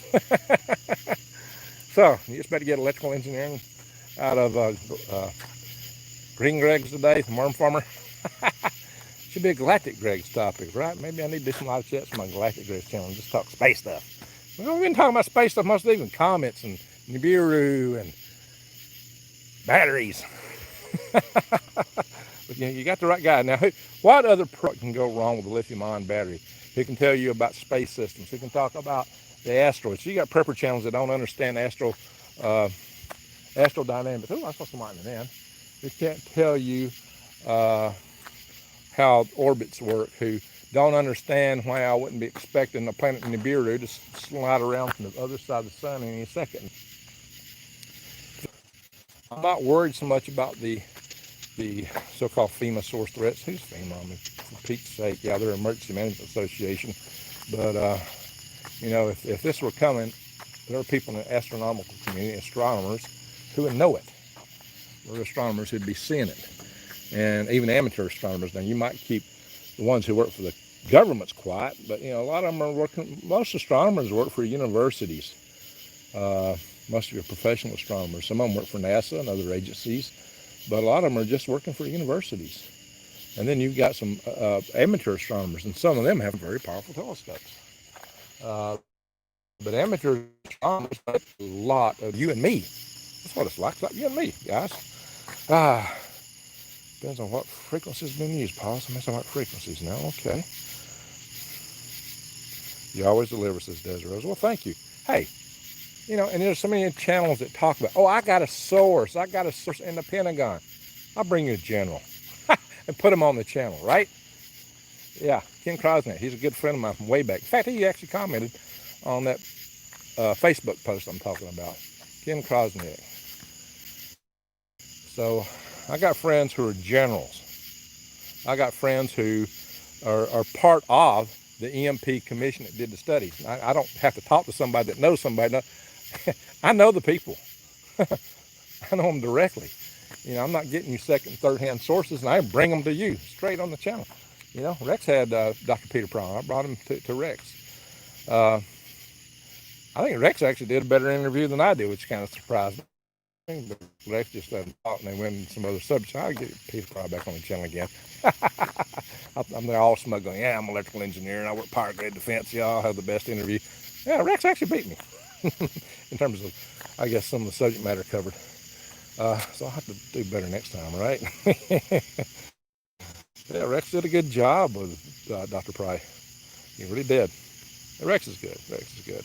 You know, he cares. That's something. Rex and, you know, Rex is not a prepper channel per se, but then again, I guess I'm not entirely a prepper channel either. Because I'm in the family of channels at Rex and Diamond. And we're all preppers of sort. We're all grasping for the truth. What's going on out there? We all want to know, don't we? What is really going on in the world? We all want to know. We're all trying to figure out this puzzle we call life. It's a mystery. You take, that's one of the interesting things about Woden, Odin. He was always seeking wisdom and knowledge. That's why he cast his eye out, so that Mimas will let him drink from the water of the well of the infinite wisdom. That's why he sacrificed himself to himself on the world tree for 9 days and nights. Woden's Woken Wednesday at 9 p.m. What's Wednesday? Woden's Day. And one of the names for Woden was Wodenmas, Woden's Day. So Wednesday is named after Woden. So I just thought, you know, hey, I like alliteration. And Eric, how you doing, Eric? Hello. So, what we got going on? Greg, can I EMP proof my truck grounding? Well, there's some people will drag a wire behind a vehicle, but you know, that's going to wear out pretty fast. Sparking and arcing as you drive down the road. Might give you something of a ground. But also, you got to bear in mind, a lot of the EMP actually will be coming up through the ground. That's why on these big transformers, they worry more about the center tap of the transformer, because there's terrestrial electricity that goes around the ground when you get an EMP. So a lot of what you're going to be getting from the EMP is actually going to come up out of the ground. And maybe where some of those so-called protected devices are going to fail you, because they're shutting everything in the ground, supposedly. I should do a video of a spark gap. I got a buddy showing, which is, you know, about 75,000 volts. You know, you got something jumping across about a foot of air. Big spark gap. Yeah, that would be interesting to see, right? There it says I'm great. Scratch. I'm fascinated by the amount of fireballs and meteors, comets this year. Well, we've only had one visible comet this year. Yeah, a year we had Hellbop. We had Hellbop, and then we had Hayataka behind it. I saw both of those. I missed Neowise. You know, I went out at 5 o'clock one morning, but it was too bright, and then I went out a little bit early the next morning, but by then it would already slipped too far above the horizon. And so I watched for it in the evening skies. The days I got out, every time there was just too much haze in the atmosphere. We got a lot of water vapor in the atmosphere right now, so I just didn't see it. So I was kind of disappointed. I really wanted to see it, but I missed it. And you know, it might be visible right now, but look at the sky, it's all cloudy. It's really humid, it's muggy here right now. So, well, we've been going for a long time here. We got 72 people in, so the number of people in have waxed and waned. We had more, less, we get more again. Yeah, I got a lot more 8 joiners here. And that's cool. Hear the katydids. If I shut up and sit down for a little bit, I might hear some frogs again. It makes Scratch happy. Scratch identifies as Kermit. So I teased him, and Scratch has got a red beamer. I teased him, Scratch, why isn't your beamer green? And he sent me a picture of a green beamer logo. Burn the CCP seeds. Amen. Burn them. Wash your hands of alcohol after you handle them, or don't even open the package, send it back. Just don't know where to go to give it to the department. You know what? I don't know if I'd even want to give it to somebody else to investigate, because they're going to open it up, handle them. If there's a plant disease in there, they're liable to just have it on their fingers and handle something else and spread that stuff around. Burn them. Burn it. Get a package, don't even open it. Just burn it. That's what I say. And then wash your hands off after touching things. GG, I bought a black one last week too. Okay, a black what? Oh, Beamer? Oh, you got a red one and a black one. Well, now those are beautiful colors. I gotta hand you that. But why didn't you get a green one, Scratch? Oh. Hey, I got a green van. Green Greg does have a green van. Whew. Take my hat off. It's hot. Cool off a little bit. And Desert Rose is sending roses to Sonia. So, love will set you free. You are right. You are right. Also listening. Desert Rose says, we live on a magnificent rock. Yep, third rock from the sun. It is a magnificent place. Don't mean it's not vulnerable, but it is magnificent. That's a quote from Jesus. Quote from Jesus. I keep 26 reeds of honor hanging on my wall. I find comfort in their words. Check them out. Very good. Very good. Space says, sure, I love all things space. That's where we came from. Yeah, well, Earth is in space. Spaceship Earth. We think we're not in space. Come on, guys. Earth is in space. We're just not able to get off Earth so easily. That's a lot of energy to get off this third rock. Maybe a better technology will do it for us, right? That says, and that could happen anytime. I guess we're talking about the asteroids. Yeah, they could happen anytime. We are energy. Yeah, our bodies can be destroyed, but not our souls. Not our souls, at least not by human things or material things, not the things we normally think about. Yeah, our souls are an energy source and beyond. Julie Edwards says, time is man-made, energy is not. Amen. Amen to that. No, not interested in space, says full name. No, you're in it, but you know it not. But maybe you're more interested in what's in front of you on Earth. That's okay. You know, that's what Green Greggs talks about mostly, surviving, thriving, and staying out of the hive. But our chat goes many places here. And, you know, we get a lot of people in here from Rex's channel, and when I get on Rex's channel, I talk space stuff quite a bit. Because that's what I do for a living. I've been a space advocate most of my life, too. So then I just didn't do it for a living. I did it on the side. I used to do space all day and night. I'm literally a space guy. Love it here, says Full Man. There we go. Well, right now, we're sitting in my little lounge, outside lounge area, listening to katydids. Mother Nature. And as I walk around, I heard some crickets. There's a frog. More than a plant disease in those seeds. Burn them. Yes, burn them. I should do a video just on that, just to tell people to burn those seeds. Didn't mean to do that. Greg, do you have videos on how to save seeds? Okay, yeah, I'll be doing some. That's what I've been asked by a few people. I should probably start with my tomatoes. Cannot know the worst without the best. Yeah, that's true. Takes contrast. If everything was white, pure white, you couldn't see anything because there would be no definition. You gotta have some shadows, some darkness. Wisteria, kudzu, and those dang mimosa trees, weeds, yeah, all invasive, right? Kudzu is the most invasive thing in the world, but it's edible. I did a video where I thought it the #1 edible weed because there's just so much of it. Of course, in some places you don't have it. And God bless you, because where I'm at, I got plenty to eat. If you take me to Stonehenge, says Desert Rose, are you talking to Scratch? I'm going to ask Scratch about that.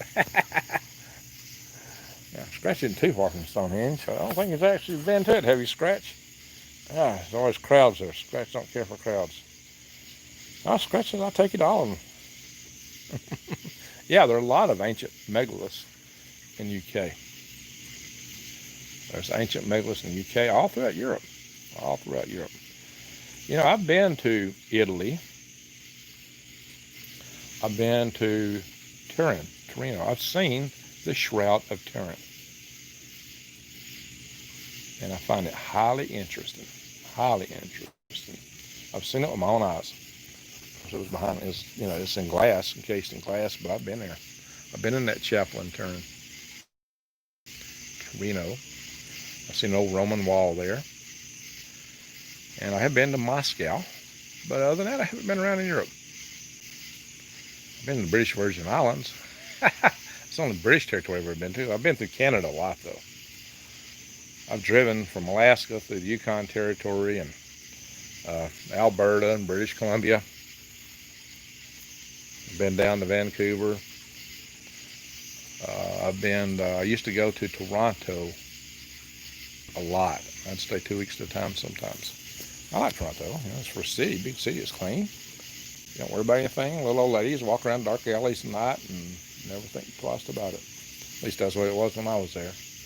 I haven't been there since '94, but I used to go there quite a bit. I was working on the space station robotics systems at the time, and the time the company made them was called Spar. They sold like an MD Detweiler, and I think they sold out again. So I don't know what they're called currently. So we'll scratch that, especially at Avebury. Never felt energy anywhere like it I do there. Scratch, you could be a tour guide. I'm about to come there because, I have my ancestors. On my mother's side, the 23andMe test said all Nordic, but we knew some of them, the ancestors were supposed to be French, but yeah, it turns out they came from Normandy, which was settled by the Vikings. So that's where my French ancestry came from. So they were Viking from there. They came over as knights with William the Conqueror. And so one of my direct ancestors ran the Tower of London. And one of my direct ancestors was the primary coach driver for Queen Elizabeth I. And that was on the Beddenfield side. On the that was on my mother's dad's side of the family. My mother's side were stewards. Some people, that's Scottish. There's a lot of Vikings went into Scotland. And it's been said that my mother's side, they always thought we were related to King James. I don't know. I couldn't vouch for it. Spooky video Rex put out a few hours ago. We're pigging. What? Somebody said something about pigs here earlier. What did Rex put out? Crop circles blow me away. So beautiful. Yeah. What's going on? What are they conveying? A real psychic person told me one time that I'd be able to understand crop circles. It can kill communication of MRSA bacteria. Interesting. And Murphy's talking to Robert. He says, "Lit singers see super soldier talk." He did.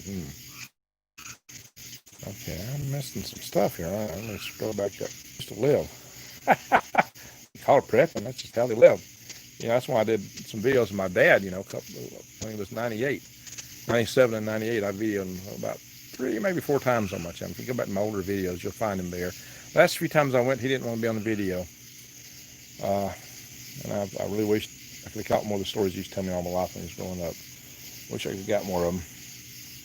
But, you know, I did ask him what was it like, you know, living in the Great Depression era and before the Great Depression. And he tells you how they really had to scratch for living, how tough it was.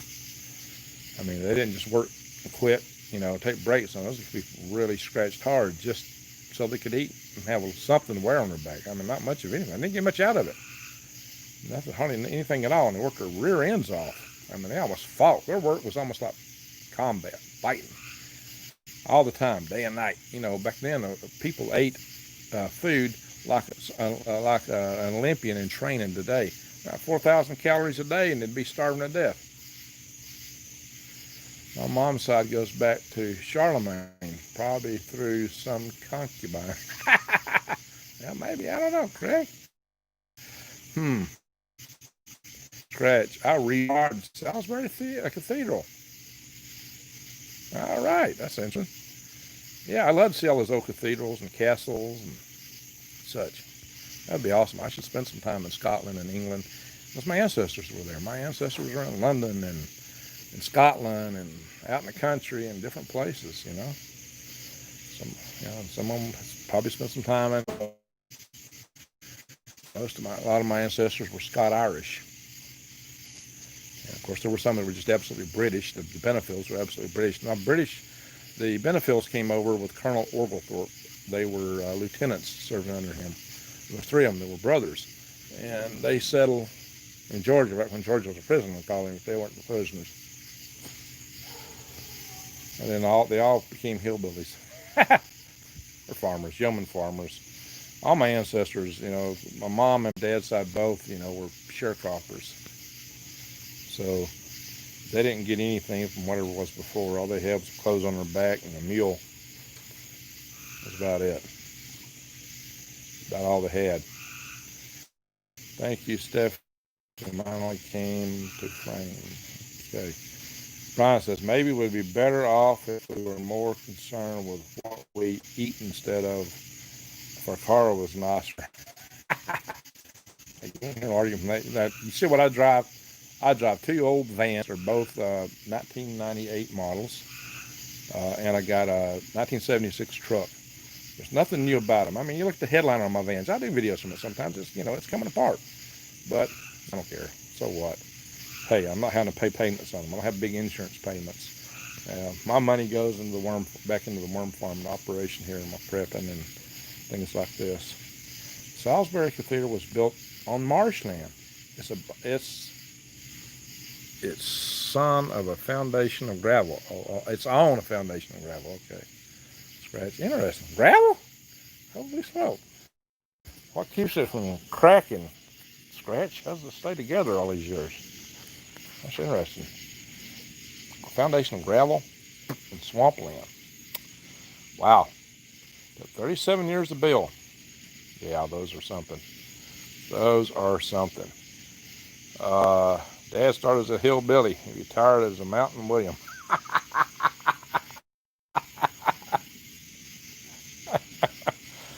All immortal. Amen. Amen. Yeah, the 67 Dodge Dart with a Hemi, yeah. My first car was a 68 Ford Galaxy. And it had a 302 engine in it. I bought a 50 model Chevrolet truck. I sold it to a friend because it had the old Babbitt rods in them, and one of them was knocked in. I tore the engine apart and discovered it was going to cost me more money than I had at the time to fix it, so I sold it to my best friend. He still has it. Greg, will your truck be okay in the MP? Oh yeah, that old truck will be. No computerized components in it. Spark plug wires might fry, but they can be replaced. This, hey, dang, it's steel. The truck's made of steel. I got a tractor. It's also just as primitive. That's right now in the shop. But I got an old Kubota tractor. It'll be okay too. So the tractor and the truck will run. Vans, they have some. They got some computerized electronics in them. All your vehicles, it's a hodgepodge as to whether they'll survive it or not. The vehicle testing there was really done to a great degree of adequacy. Vehicles do have some shielding in the frame and the metal, so they're semi-Faraday cages, but they have a whole lot of components that could fry. So it's a mixed bag as to what a vehicle is going to survive or not. Somebody asked me earlier about your truck. I would put some ferrites. I see my video with Arthur Bradley. I'd put some ferrites maybe on the battery cables and to your computer and some of your main circuitry. You can get the anti-noise spark plug wires. There's some different things you do. I'd take the main computer chip, maybe buy another one, whatever your main computer is, and put it in a Faraday cage. But you got all kind of other solid state electronics in cars these days. You'll liable to lose some of it. So you couldn't lose it all would be a big question. Yeah, the older cars, anything made before 1986 should be generally safe. I mean, any of them might survive. It's going to be a mixed bag, but anything before 1986 should be fairly safe. I mean, don't mean you might not get a spark plug wire burnt, but the vehicle itself should be in good shape and probably safe against that too. But yeah, there were some cars. Was the old Corvette was made of fiberglass. Yeah, that's the one that, what was his name? He wrote the book, Unsafe at Any Speed. My dad, he ran for president, Democratic Party, against Obama when he first ran. What was his name? He was a big whistleblower, wrote that book called Unsafe at Any Speed. He was picking the Corvettes. Come on, guys, y'all know who I'm talking about. Somebody here knows who I'm talking about. He's really famous. My dad knew him. My dad's been in his office. What is that guy's name? Bellevue, I thought he says in Bellevue, Tennessee. I'm currently in Bellevue. Bellevue where? There's a Bellevue above me here in Tennessee, close by, Vicki. I mean, it's like, 45 minutes drive from here. You're not talking about that Bellevue, are you? There's a Bellevue that's really close. Bellevue, Redmond. Oh, okay. Yeah, you're talking about somewhere else. Vicki Doug. Vicki, you told me where you were at one time. Desert Road. Push it till you're satisfied. Whatever the song. Who's the guy I'm thinking of, guys? Help me out. I know his name. But it's not coming. My dad used to talk about him all the time. My dad has actually, like I said, been in the guy's office. He was a big famous whistleblower. He used to be on TV a lot. Come on. His name almost came to me. It'll come to me after we get done. I'm surprised somebody don't know who I'm talking about. He ran? Ralph Nader. There it is. There it is, Brian. Yes, thank you. Ralph Nader. I'm talking about Ralph Nader. Ralph Nader. There we go. Thank you. Ralph Nader. Exactly what I'm talking about. My dad knew him. My dad knew Ralph Nader. Now, some people don't think too highly of him. But my dad did know him. My dad was a union president. My dad was very much of the socialist. He was definitely for right to bear arms. My dad was a Democrat. He was a socialist to many degrees. My dad actually admired Mao Zedong. I was a communist when I was a kid. But I grew up. I learned better. Greg, could be my long lost cousin. You talking about me or Ralph Nader, Deb? Yeah, my dad was a union president. When I was a kid, he'd go to Washington, D.C. all the time. He was actually USDA government inspector. So when I do videos, and I'm talking about the government and how it's actually run, hey, I grew up in that world. I know. And my dad made a liar out of the Secretary of Agriculture, Earl Butz, on national television. My dad made a liar out of Earl Butz on ABC News special. And then we're talking about you know, the fact that arsenic was left in chicken feed all the way up to the time the chickens were harvested. They were supposed to cut it out 6 weeks ahead. And yeah, the reporters went up to Earl Butts and asked him about it. Says, are they still putting arsenic in the feed all the way up to the time point of harvest? Oh, no, they take it out. They went to a chicken house where they just harvested chickens and grabbed feed samples. My dad showed them where to go get it. They tested it and had arsenic in it. So they were cutting the seams between. Yeah, core of air. That's it. Core of air. I was saying Corvette. It's core of air. That's right. Core of air. Core of air. Unsafe at any speed. That was the name of the book that made Ralph Nader famous. Nicole, how you doing? Well, it's good to see you, Nicole. Nicole Parrish is a long-term friend here in the channel and within my Facebook page. She is from a town that I tend to visit a lot. She didn't realize, though, that it's a long drive from here. Very long drive. It's like a 2-day trip. But I was through that area a couple months ago. When I did that video with the rose-colored glasses, I was on my way there. Or close to there. So, Nicole, welcome no matter when. There you go. So good. Yeah, everybody, so give me the thumbs up. There we got a lot of people coming. Greg, reality is I come from a long line of farmers, butchers, and general store owners. Yeah, I don't care about kings. Look, we had a revolution in this country so that we didn't have to deal with royalty.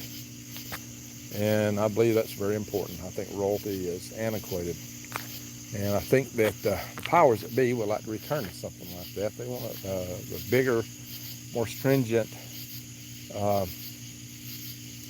system they had back in those days. What do they call it? Feudal system. Feudalism. They would like to recreate feudalism, make us all serfs, but they want to use technology. So you'd be more of a serf than anybody ever was, more of a slave than anybody ever was. With that and transhumanism, they want to slip you into the hive and take your soul, your life, your everything. Was a Corvair car the one as big as a, no, not big as a semi-truck. Corvair was a speedster. It was a little hot rod sports car. And, but Nader really tore it up. He tore it up in that boat. Really killed it. Unsafe at any speed. Yes, sir. He was a big-time whistleblower. Looks can be seriously deceiving. Oh, yeah, absolutely. There's only one king. That's right, Julia. Greater creator. There's just a frog. What's this frog right here? Royalty is not antiquated. It's the best form of government. You think so? Nah. I don't think so. Too much corruption. Turns you into slaves. I believe we should have representative systems. Republics. Democracies. But democracies don't last. Democracy is unstable. People vote themselves out of a largesse of their society and bankrupt it within a generation in democracy. That's what we're doing now. Are there any lightning bugs out there, Greg? Well, no, there was just a few nights ago. I ain't seeing none right now. Last time we did a session, I had a bunch of them. I light turned on in the pocket. I got turned off. Hang on. I'll lay on down like that. Turned off. I don't see a single lightning bug tonight. As you get later and later in summer, they eventually go away. You know, they've been out here since probably May, June, all through July pretty much. I don't see none tonight. It could be just because we had a big rain too. But I've seen some in the house. I had a few get in the house. Just like yesterday I saw one. So there's still lightning bugs about. I don't see any lit up right now. It could just be the past breeding season. Or else were ETs. The best government was under the king. Oh, the king. Okay. If you got royalty from the greater creator, that's a different matter. Hey, Greg, my order from My Patriot Supply came in. Thanks for the link. Well, thank you, Ross. Thank you. Thank you for purchasing from Scratch. I love an old American pickup. Well, I've had, let's see, my first was a Chevrolet. Then I bought a 54 Ford. I believe it was a F100 by then already. Or maybe just an F1. So I had a 54 Ford. It was blue. I loved that truck. I really loved it. And then I bought a 58 Ford, which I sold my Army recruiter. And I bought a I went in the Army, I bought a 72 Ford. I went in the Army in 1979. So I've had, after I got out of the Army, I bought a, well, not too long ago. I didn't buy a truck until maybe 2006. 2005, 2006, somewhere on there. I bought a Chevrolet S10. I got a Chevrolet C30, 1-ton Betsy Blue flatbed.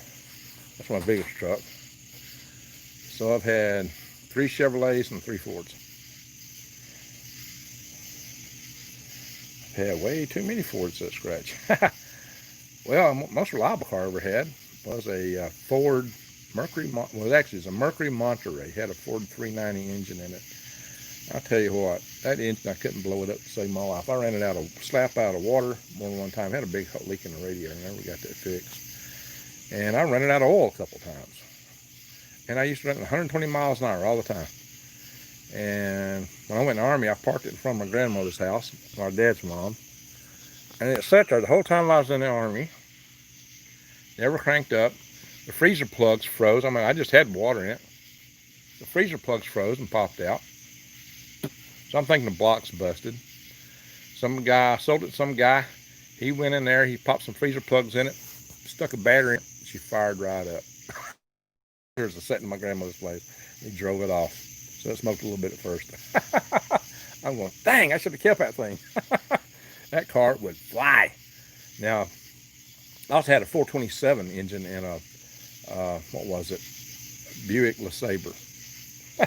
That car would fly too. It was blue. When I drove that Buick LeSabre down the highway, I was Moses. The sea of cars would part in front of me. Hey, I am an Allison. If you know, the Allisons like to drive fast. For a long time, I thought that was the objective, was to peg the speedometer out. Took a million miracles to keep me alive. I must be up for something. Greg, that was black when gas was good, huh? Oh, yeah. Well, I don't know. It was getting high when I was driving that Buick LeSabre, though. I was driving that Buick LeSabre around, I was driving that when we did our Halo launch back in 97. Ford Windsor, big block, Cleveland. Well, the biggest block motor I got ever had is in that truck. I showed you that, it was 454. 454, 7.5 cubic liter. That's the biggest block gasoline engine I've ever owned. Oh, 427. Yeah, it had a Trans Am motor in it, actually. The Buick LeSabre had a Trans Am 427 engine in it.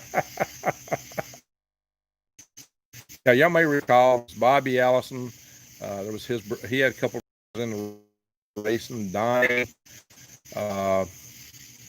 And then Davey Allison was his son. Davey Allison got killed in a helicopter crash at Talladega Motor Speedway, I believe. Not in a race crash. He got killed in a dadgum helicopter crash.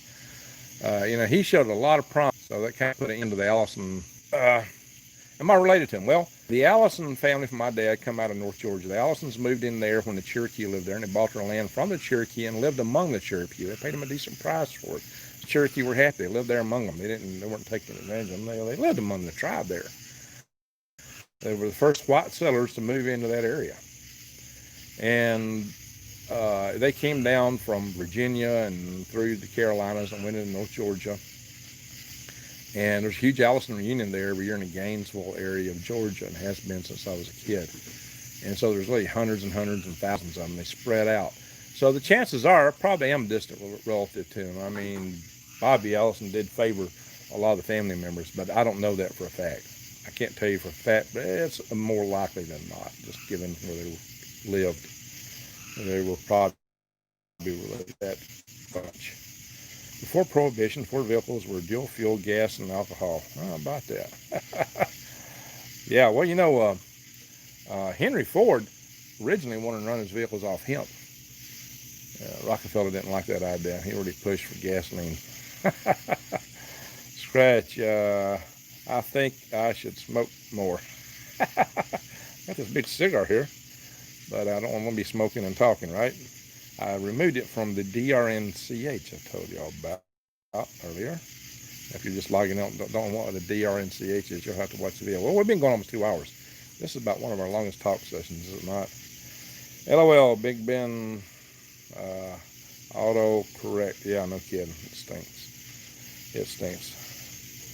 So Rockefeller is a master of controlling supply and demand. No kidding. You know, he was a monopolist. That's why there was antitrust laws to break up his monopolies, but he still had control of them all, so it didn't really do any good, right?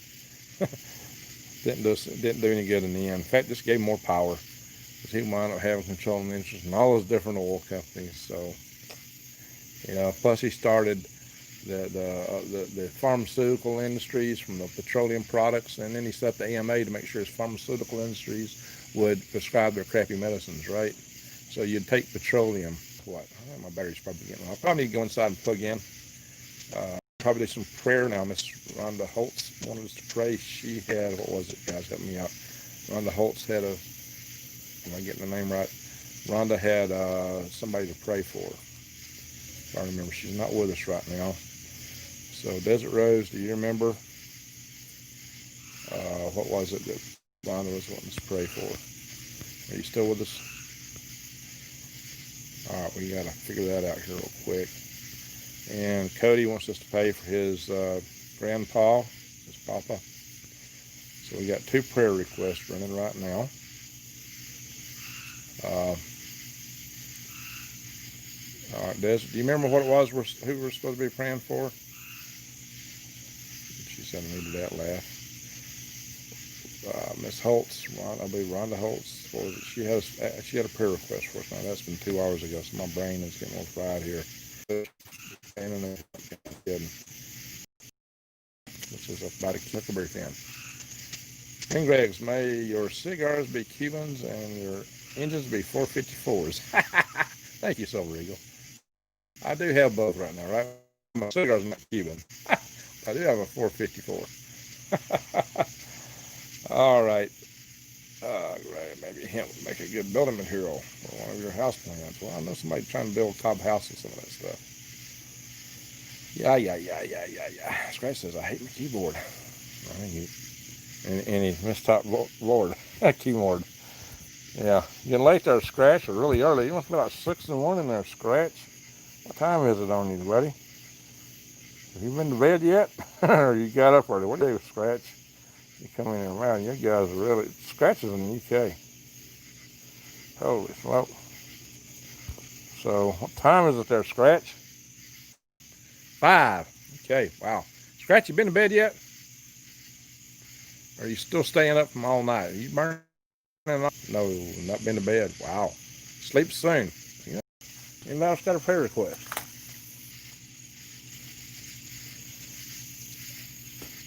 Any other prayer request?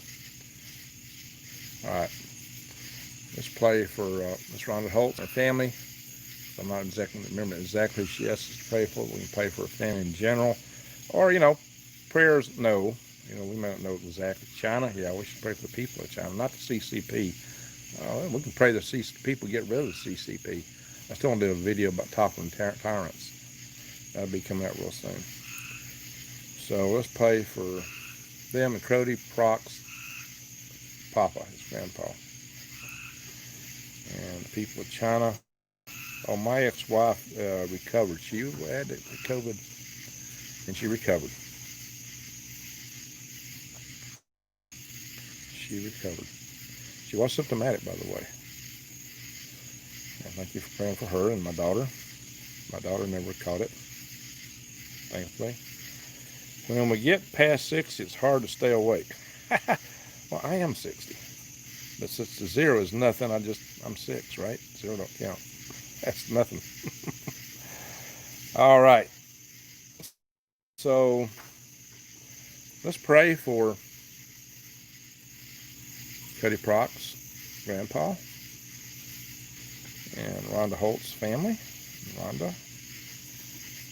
And let's pray for the people of China. Let's pray they get free from the CCP. And let's pray for, I'm going to screen up some time where she asked us. Problem is, there's so many messages, I don't know if I could hit it. Wow, a lot of messages today. A lot of chat. We've been 2 hours. like in 20 seconds shy of 2 hours so far. Oh my gosh, I'll never find her message. Holy smoke. I was hoping somebody would help me remember that. Maybe some of you mods or some of you other can stay in here. Take notes next time somebody gives a prayer request to the middle of the video. There's Rhonda asking Cody, who's in Alabama. Rhonda Holt. Well, I wish I could sort on these. Let's see when Rhonda was in here. Right? Rhonda's gone. Cody's gone. Rex is gone.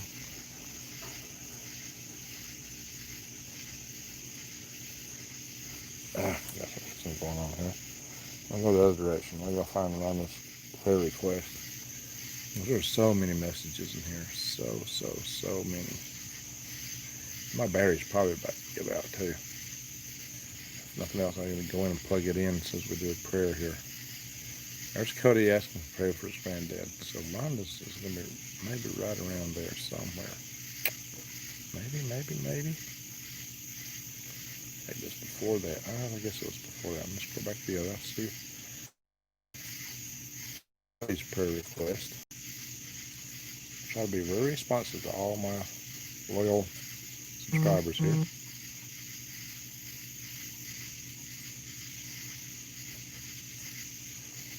I'm not seeing that. Now, if y'all were typing in all the answers, maybe you already know I'm way up the chat list right now. I'm not anywhere near the bottom. I'm trying to find Rhonda Holt's prayer request to be more specific. Of course, the Creator knows who we're praying for, even if we don't. All we really have to do is pray to honor Rhonda Holt's prayer request. That's all we really have to do. The Greater Creator knows. Our conscious minds are not good. Our subconscious minds probably actually call it. Our conscious minds get busy and forgetful. All right, I am not finding it. Let me go back to the bottom. Desert Road. Silver, I am Cherokee too. Okay. And Brian's agreeing with me about the Greater Creator, I believe. Pray, thanks, bounty, his blessings. Okay, folks, Rhonda Holt had a prayer request, so let's pray that her prayer request is made. That will get at whatever it is, because the Greater Creator knows what that is. Even though Greg Allison is forgetful. And pray for her and her family too while we're at it, and that'll help cover that ground. And pray for Cody's grandfather and somebody else is in the hospital. Some other person had a family member. Pray for the one person. Pray for the one person that thumbed down. Oh, you got a thumbs down? Yeah, they probably need some help. Good idea. Let's do that. You're probably worried all bent out of shape because the name of this session is Woden's Woken World. Yeah, some people just have no sense of humor, right? Hey, I'm poetic. I love alliteration. Always have. I've been writing with alliteration for decades. Of course, you may know that Woden was the god of poetry and the god of agriculture. God of farming. And war god. But he preferred peace over war. And as he's got older and more wise, he's mellowed out a lot. Trust me. And Standing Foot says, I picked Greg as an elder to learn from. Well, thank you, Standing Foot. And I hope I earn your honor there. All right, we'll go back to the bottom. We've got to go in our prayer session. Pray for healing coals upon their heads. Black Bart Brant And PO8, black bark bandit. Do you know what that is? Okay, guys. Yes, we're all human. At least we're living in human meat suits, but we do have spirits. And we do have the spark of divinity in us. Although there is always the greater creator that deserves our honor at all times. And thank you, know thyself. So, you know, prayer has been proven to be effective across the spectrum of faiths. God will listen to anyone who prays. The greater creator has ears for us all. And it might be you have more effectivity if you go through certain channels and conduits, such as Jesus Christ. So we let each pray according to their own faith and belief. So let's pray for all of us and honor the Lord for all he does for us. Yes, and I honor Jesus Christ myself, but I'm not trying to be forceful in here, because some people don't follow that line of belief.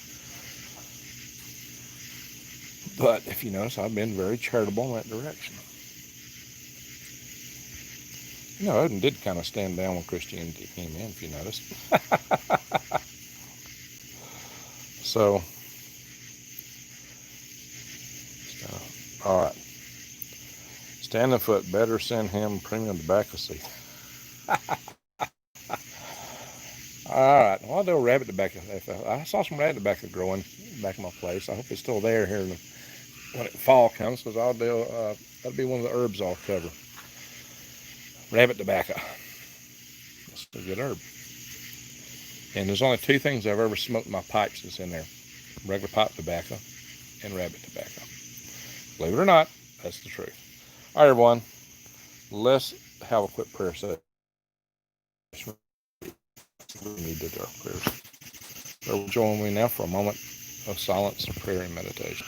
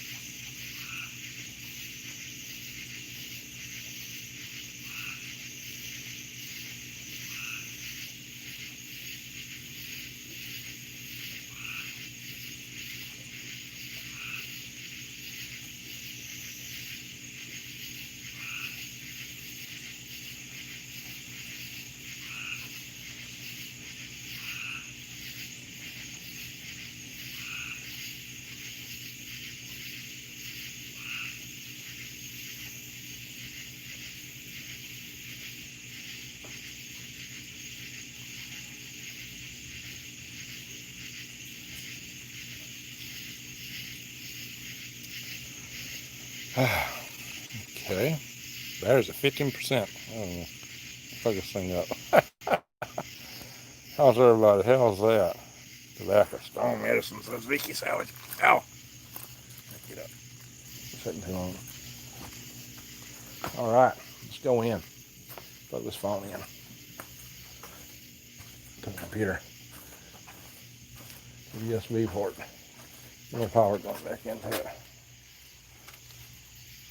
Hang on. Get this light. Turned on.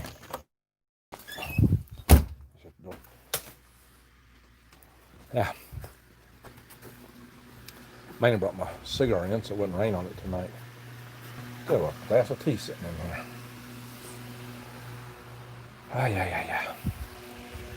We'll do a where's everybody from here in just a second. Look for some bug hadn't got in my tea. Don't see any.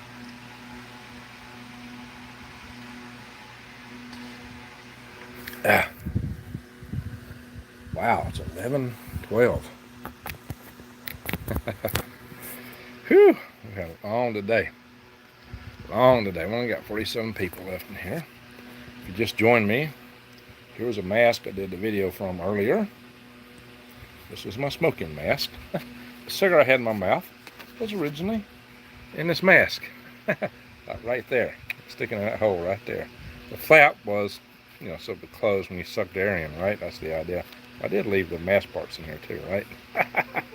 That was my little fun joke video I did today. So hope I'm getting a little charge out of this USB connector here. Okay, everyone. Where's everybody from? Florida, Bama, says Brian. Well, where at in Florida? Jody. Candy King. Says, good night, friends. Good night, Candy King. Where are you from, Candy? Desert Rose, thank you, everyone, for such a lovely healing evening. Hit the hitchhiker's button. Thank you. Yeah, hitchhiker's button. Thank you for that. Myself says thank you for all your gifts and talents. Well, thank you. Asia. Well, names from Asia. We're in Asia, you might tell us. Sonia's from Montana. Yeah, we know. Sonia's from Missoula. It's over Eagles from Florida. Not too far away. Hillsboro, Oregon. Charlie.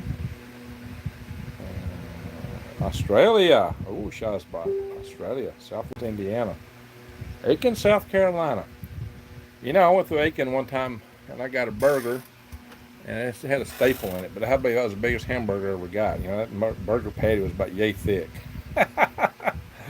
I'll never forget that. That was before all the thick burgers came out, but that thing was humongous. I was wondering if it got a radiator or something. If those that don't know, Aiken, that's where there was a lot of the nuclear fuel was produced in that area. So they had some major nuclear reactors in Aiken at one time. I'm glad that Duke Power is hardening their grid, thanks to my friend, Ambassador Hank Cooper. I didn't get him on this channel. So we'll have him on before too long, hopefully. Central Florida, now Central Alabama. Brian, yeah, you're close from Central Alabama. Yeah, Brian, we're close. I'm in North Alabama, from Maine, Linda Turner. And the Netherlands. So we got the Netherlands, we got the UK, we got Australia. That is so awesome. A staple. Yeah, it was a staple. When they had the package, I guess, put together. It was funny. There was a staple on that burger. Big metal staple. Sure enough. Is that near the BMW plant? They called it the bomb factory. Yeah, sure enough, it was. Hello, I'm late, but I'm here from North Georgia. Hey, Michael, we're wrapping up right now. We're just talking about North Georgia. Got a family from Northwest Georgia. Gainesville area, and the Allisons came from there. Rome, Cedartown, Gainesville, all that area. That's where my dad's family's from. It's Northwest Georgia. Yeah. I got my money in the fan again here. My grandparents immigrated from the Netherlands. Okay. All right. Well, my family was all here during the colonial days. Except one ancestor. One ancestor came over after the colonial days. He came over before the war between the states. As far as I know, all my ancestors, well, there might have been one other that came over right before the war between the states. And they actually immigrated to Ohio. So the Stewarts on my mom's side went in with Daniel Boone and settled in Kentucky. They were frontiersmen. They settled in Kentucky in the early days, and they lived right close to they lived where the Tug River went into Ohio, pretty close to there. And so my great-great-grandfather married a girl from what was called the French Strip on the other side of the Ohio River. How about that? Obviously, many too, because my mother's side, the blood is entirely Nordic. Which totally surprised us. Peace and love will suggest. Thank you. Visser. Let's see. Now this Spartanburg. I think it's where BMW plant is. I don't know where the BMW plant. Never been there. Yeah. Okay, everyone. Well, we've been going for 2.25 hours. I mean, this is going to be so long, people are not going to want to watch it after we terminate it. I don't want to sit here and watch a video this long just to watch us chat. Not usually. I get a lot of people watching this video. It surprises me sometimes. I think we've gone so long here. It probably won't be so many tonight. You're related to Daniel Boone. Well, interesting. Well, my first Stewart ancestor was named Jim Stewart. Probably a different Jim Stewart. We don't know for a fact. Anyway, let's see here. Nicole Parrish, thank you so much, Greg. Have a wonderful night. I'm going to rest. I'm a sculptor at the same time. I'm sculpting at the same time. Cool. So you're multitasking for me.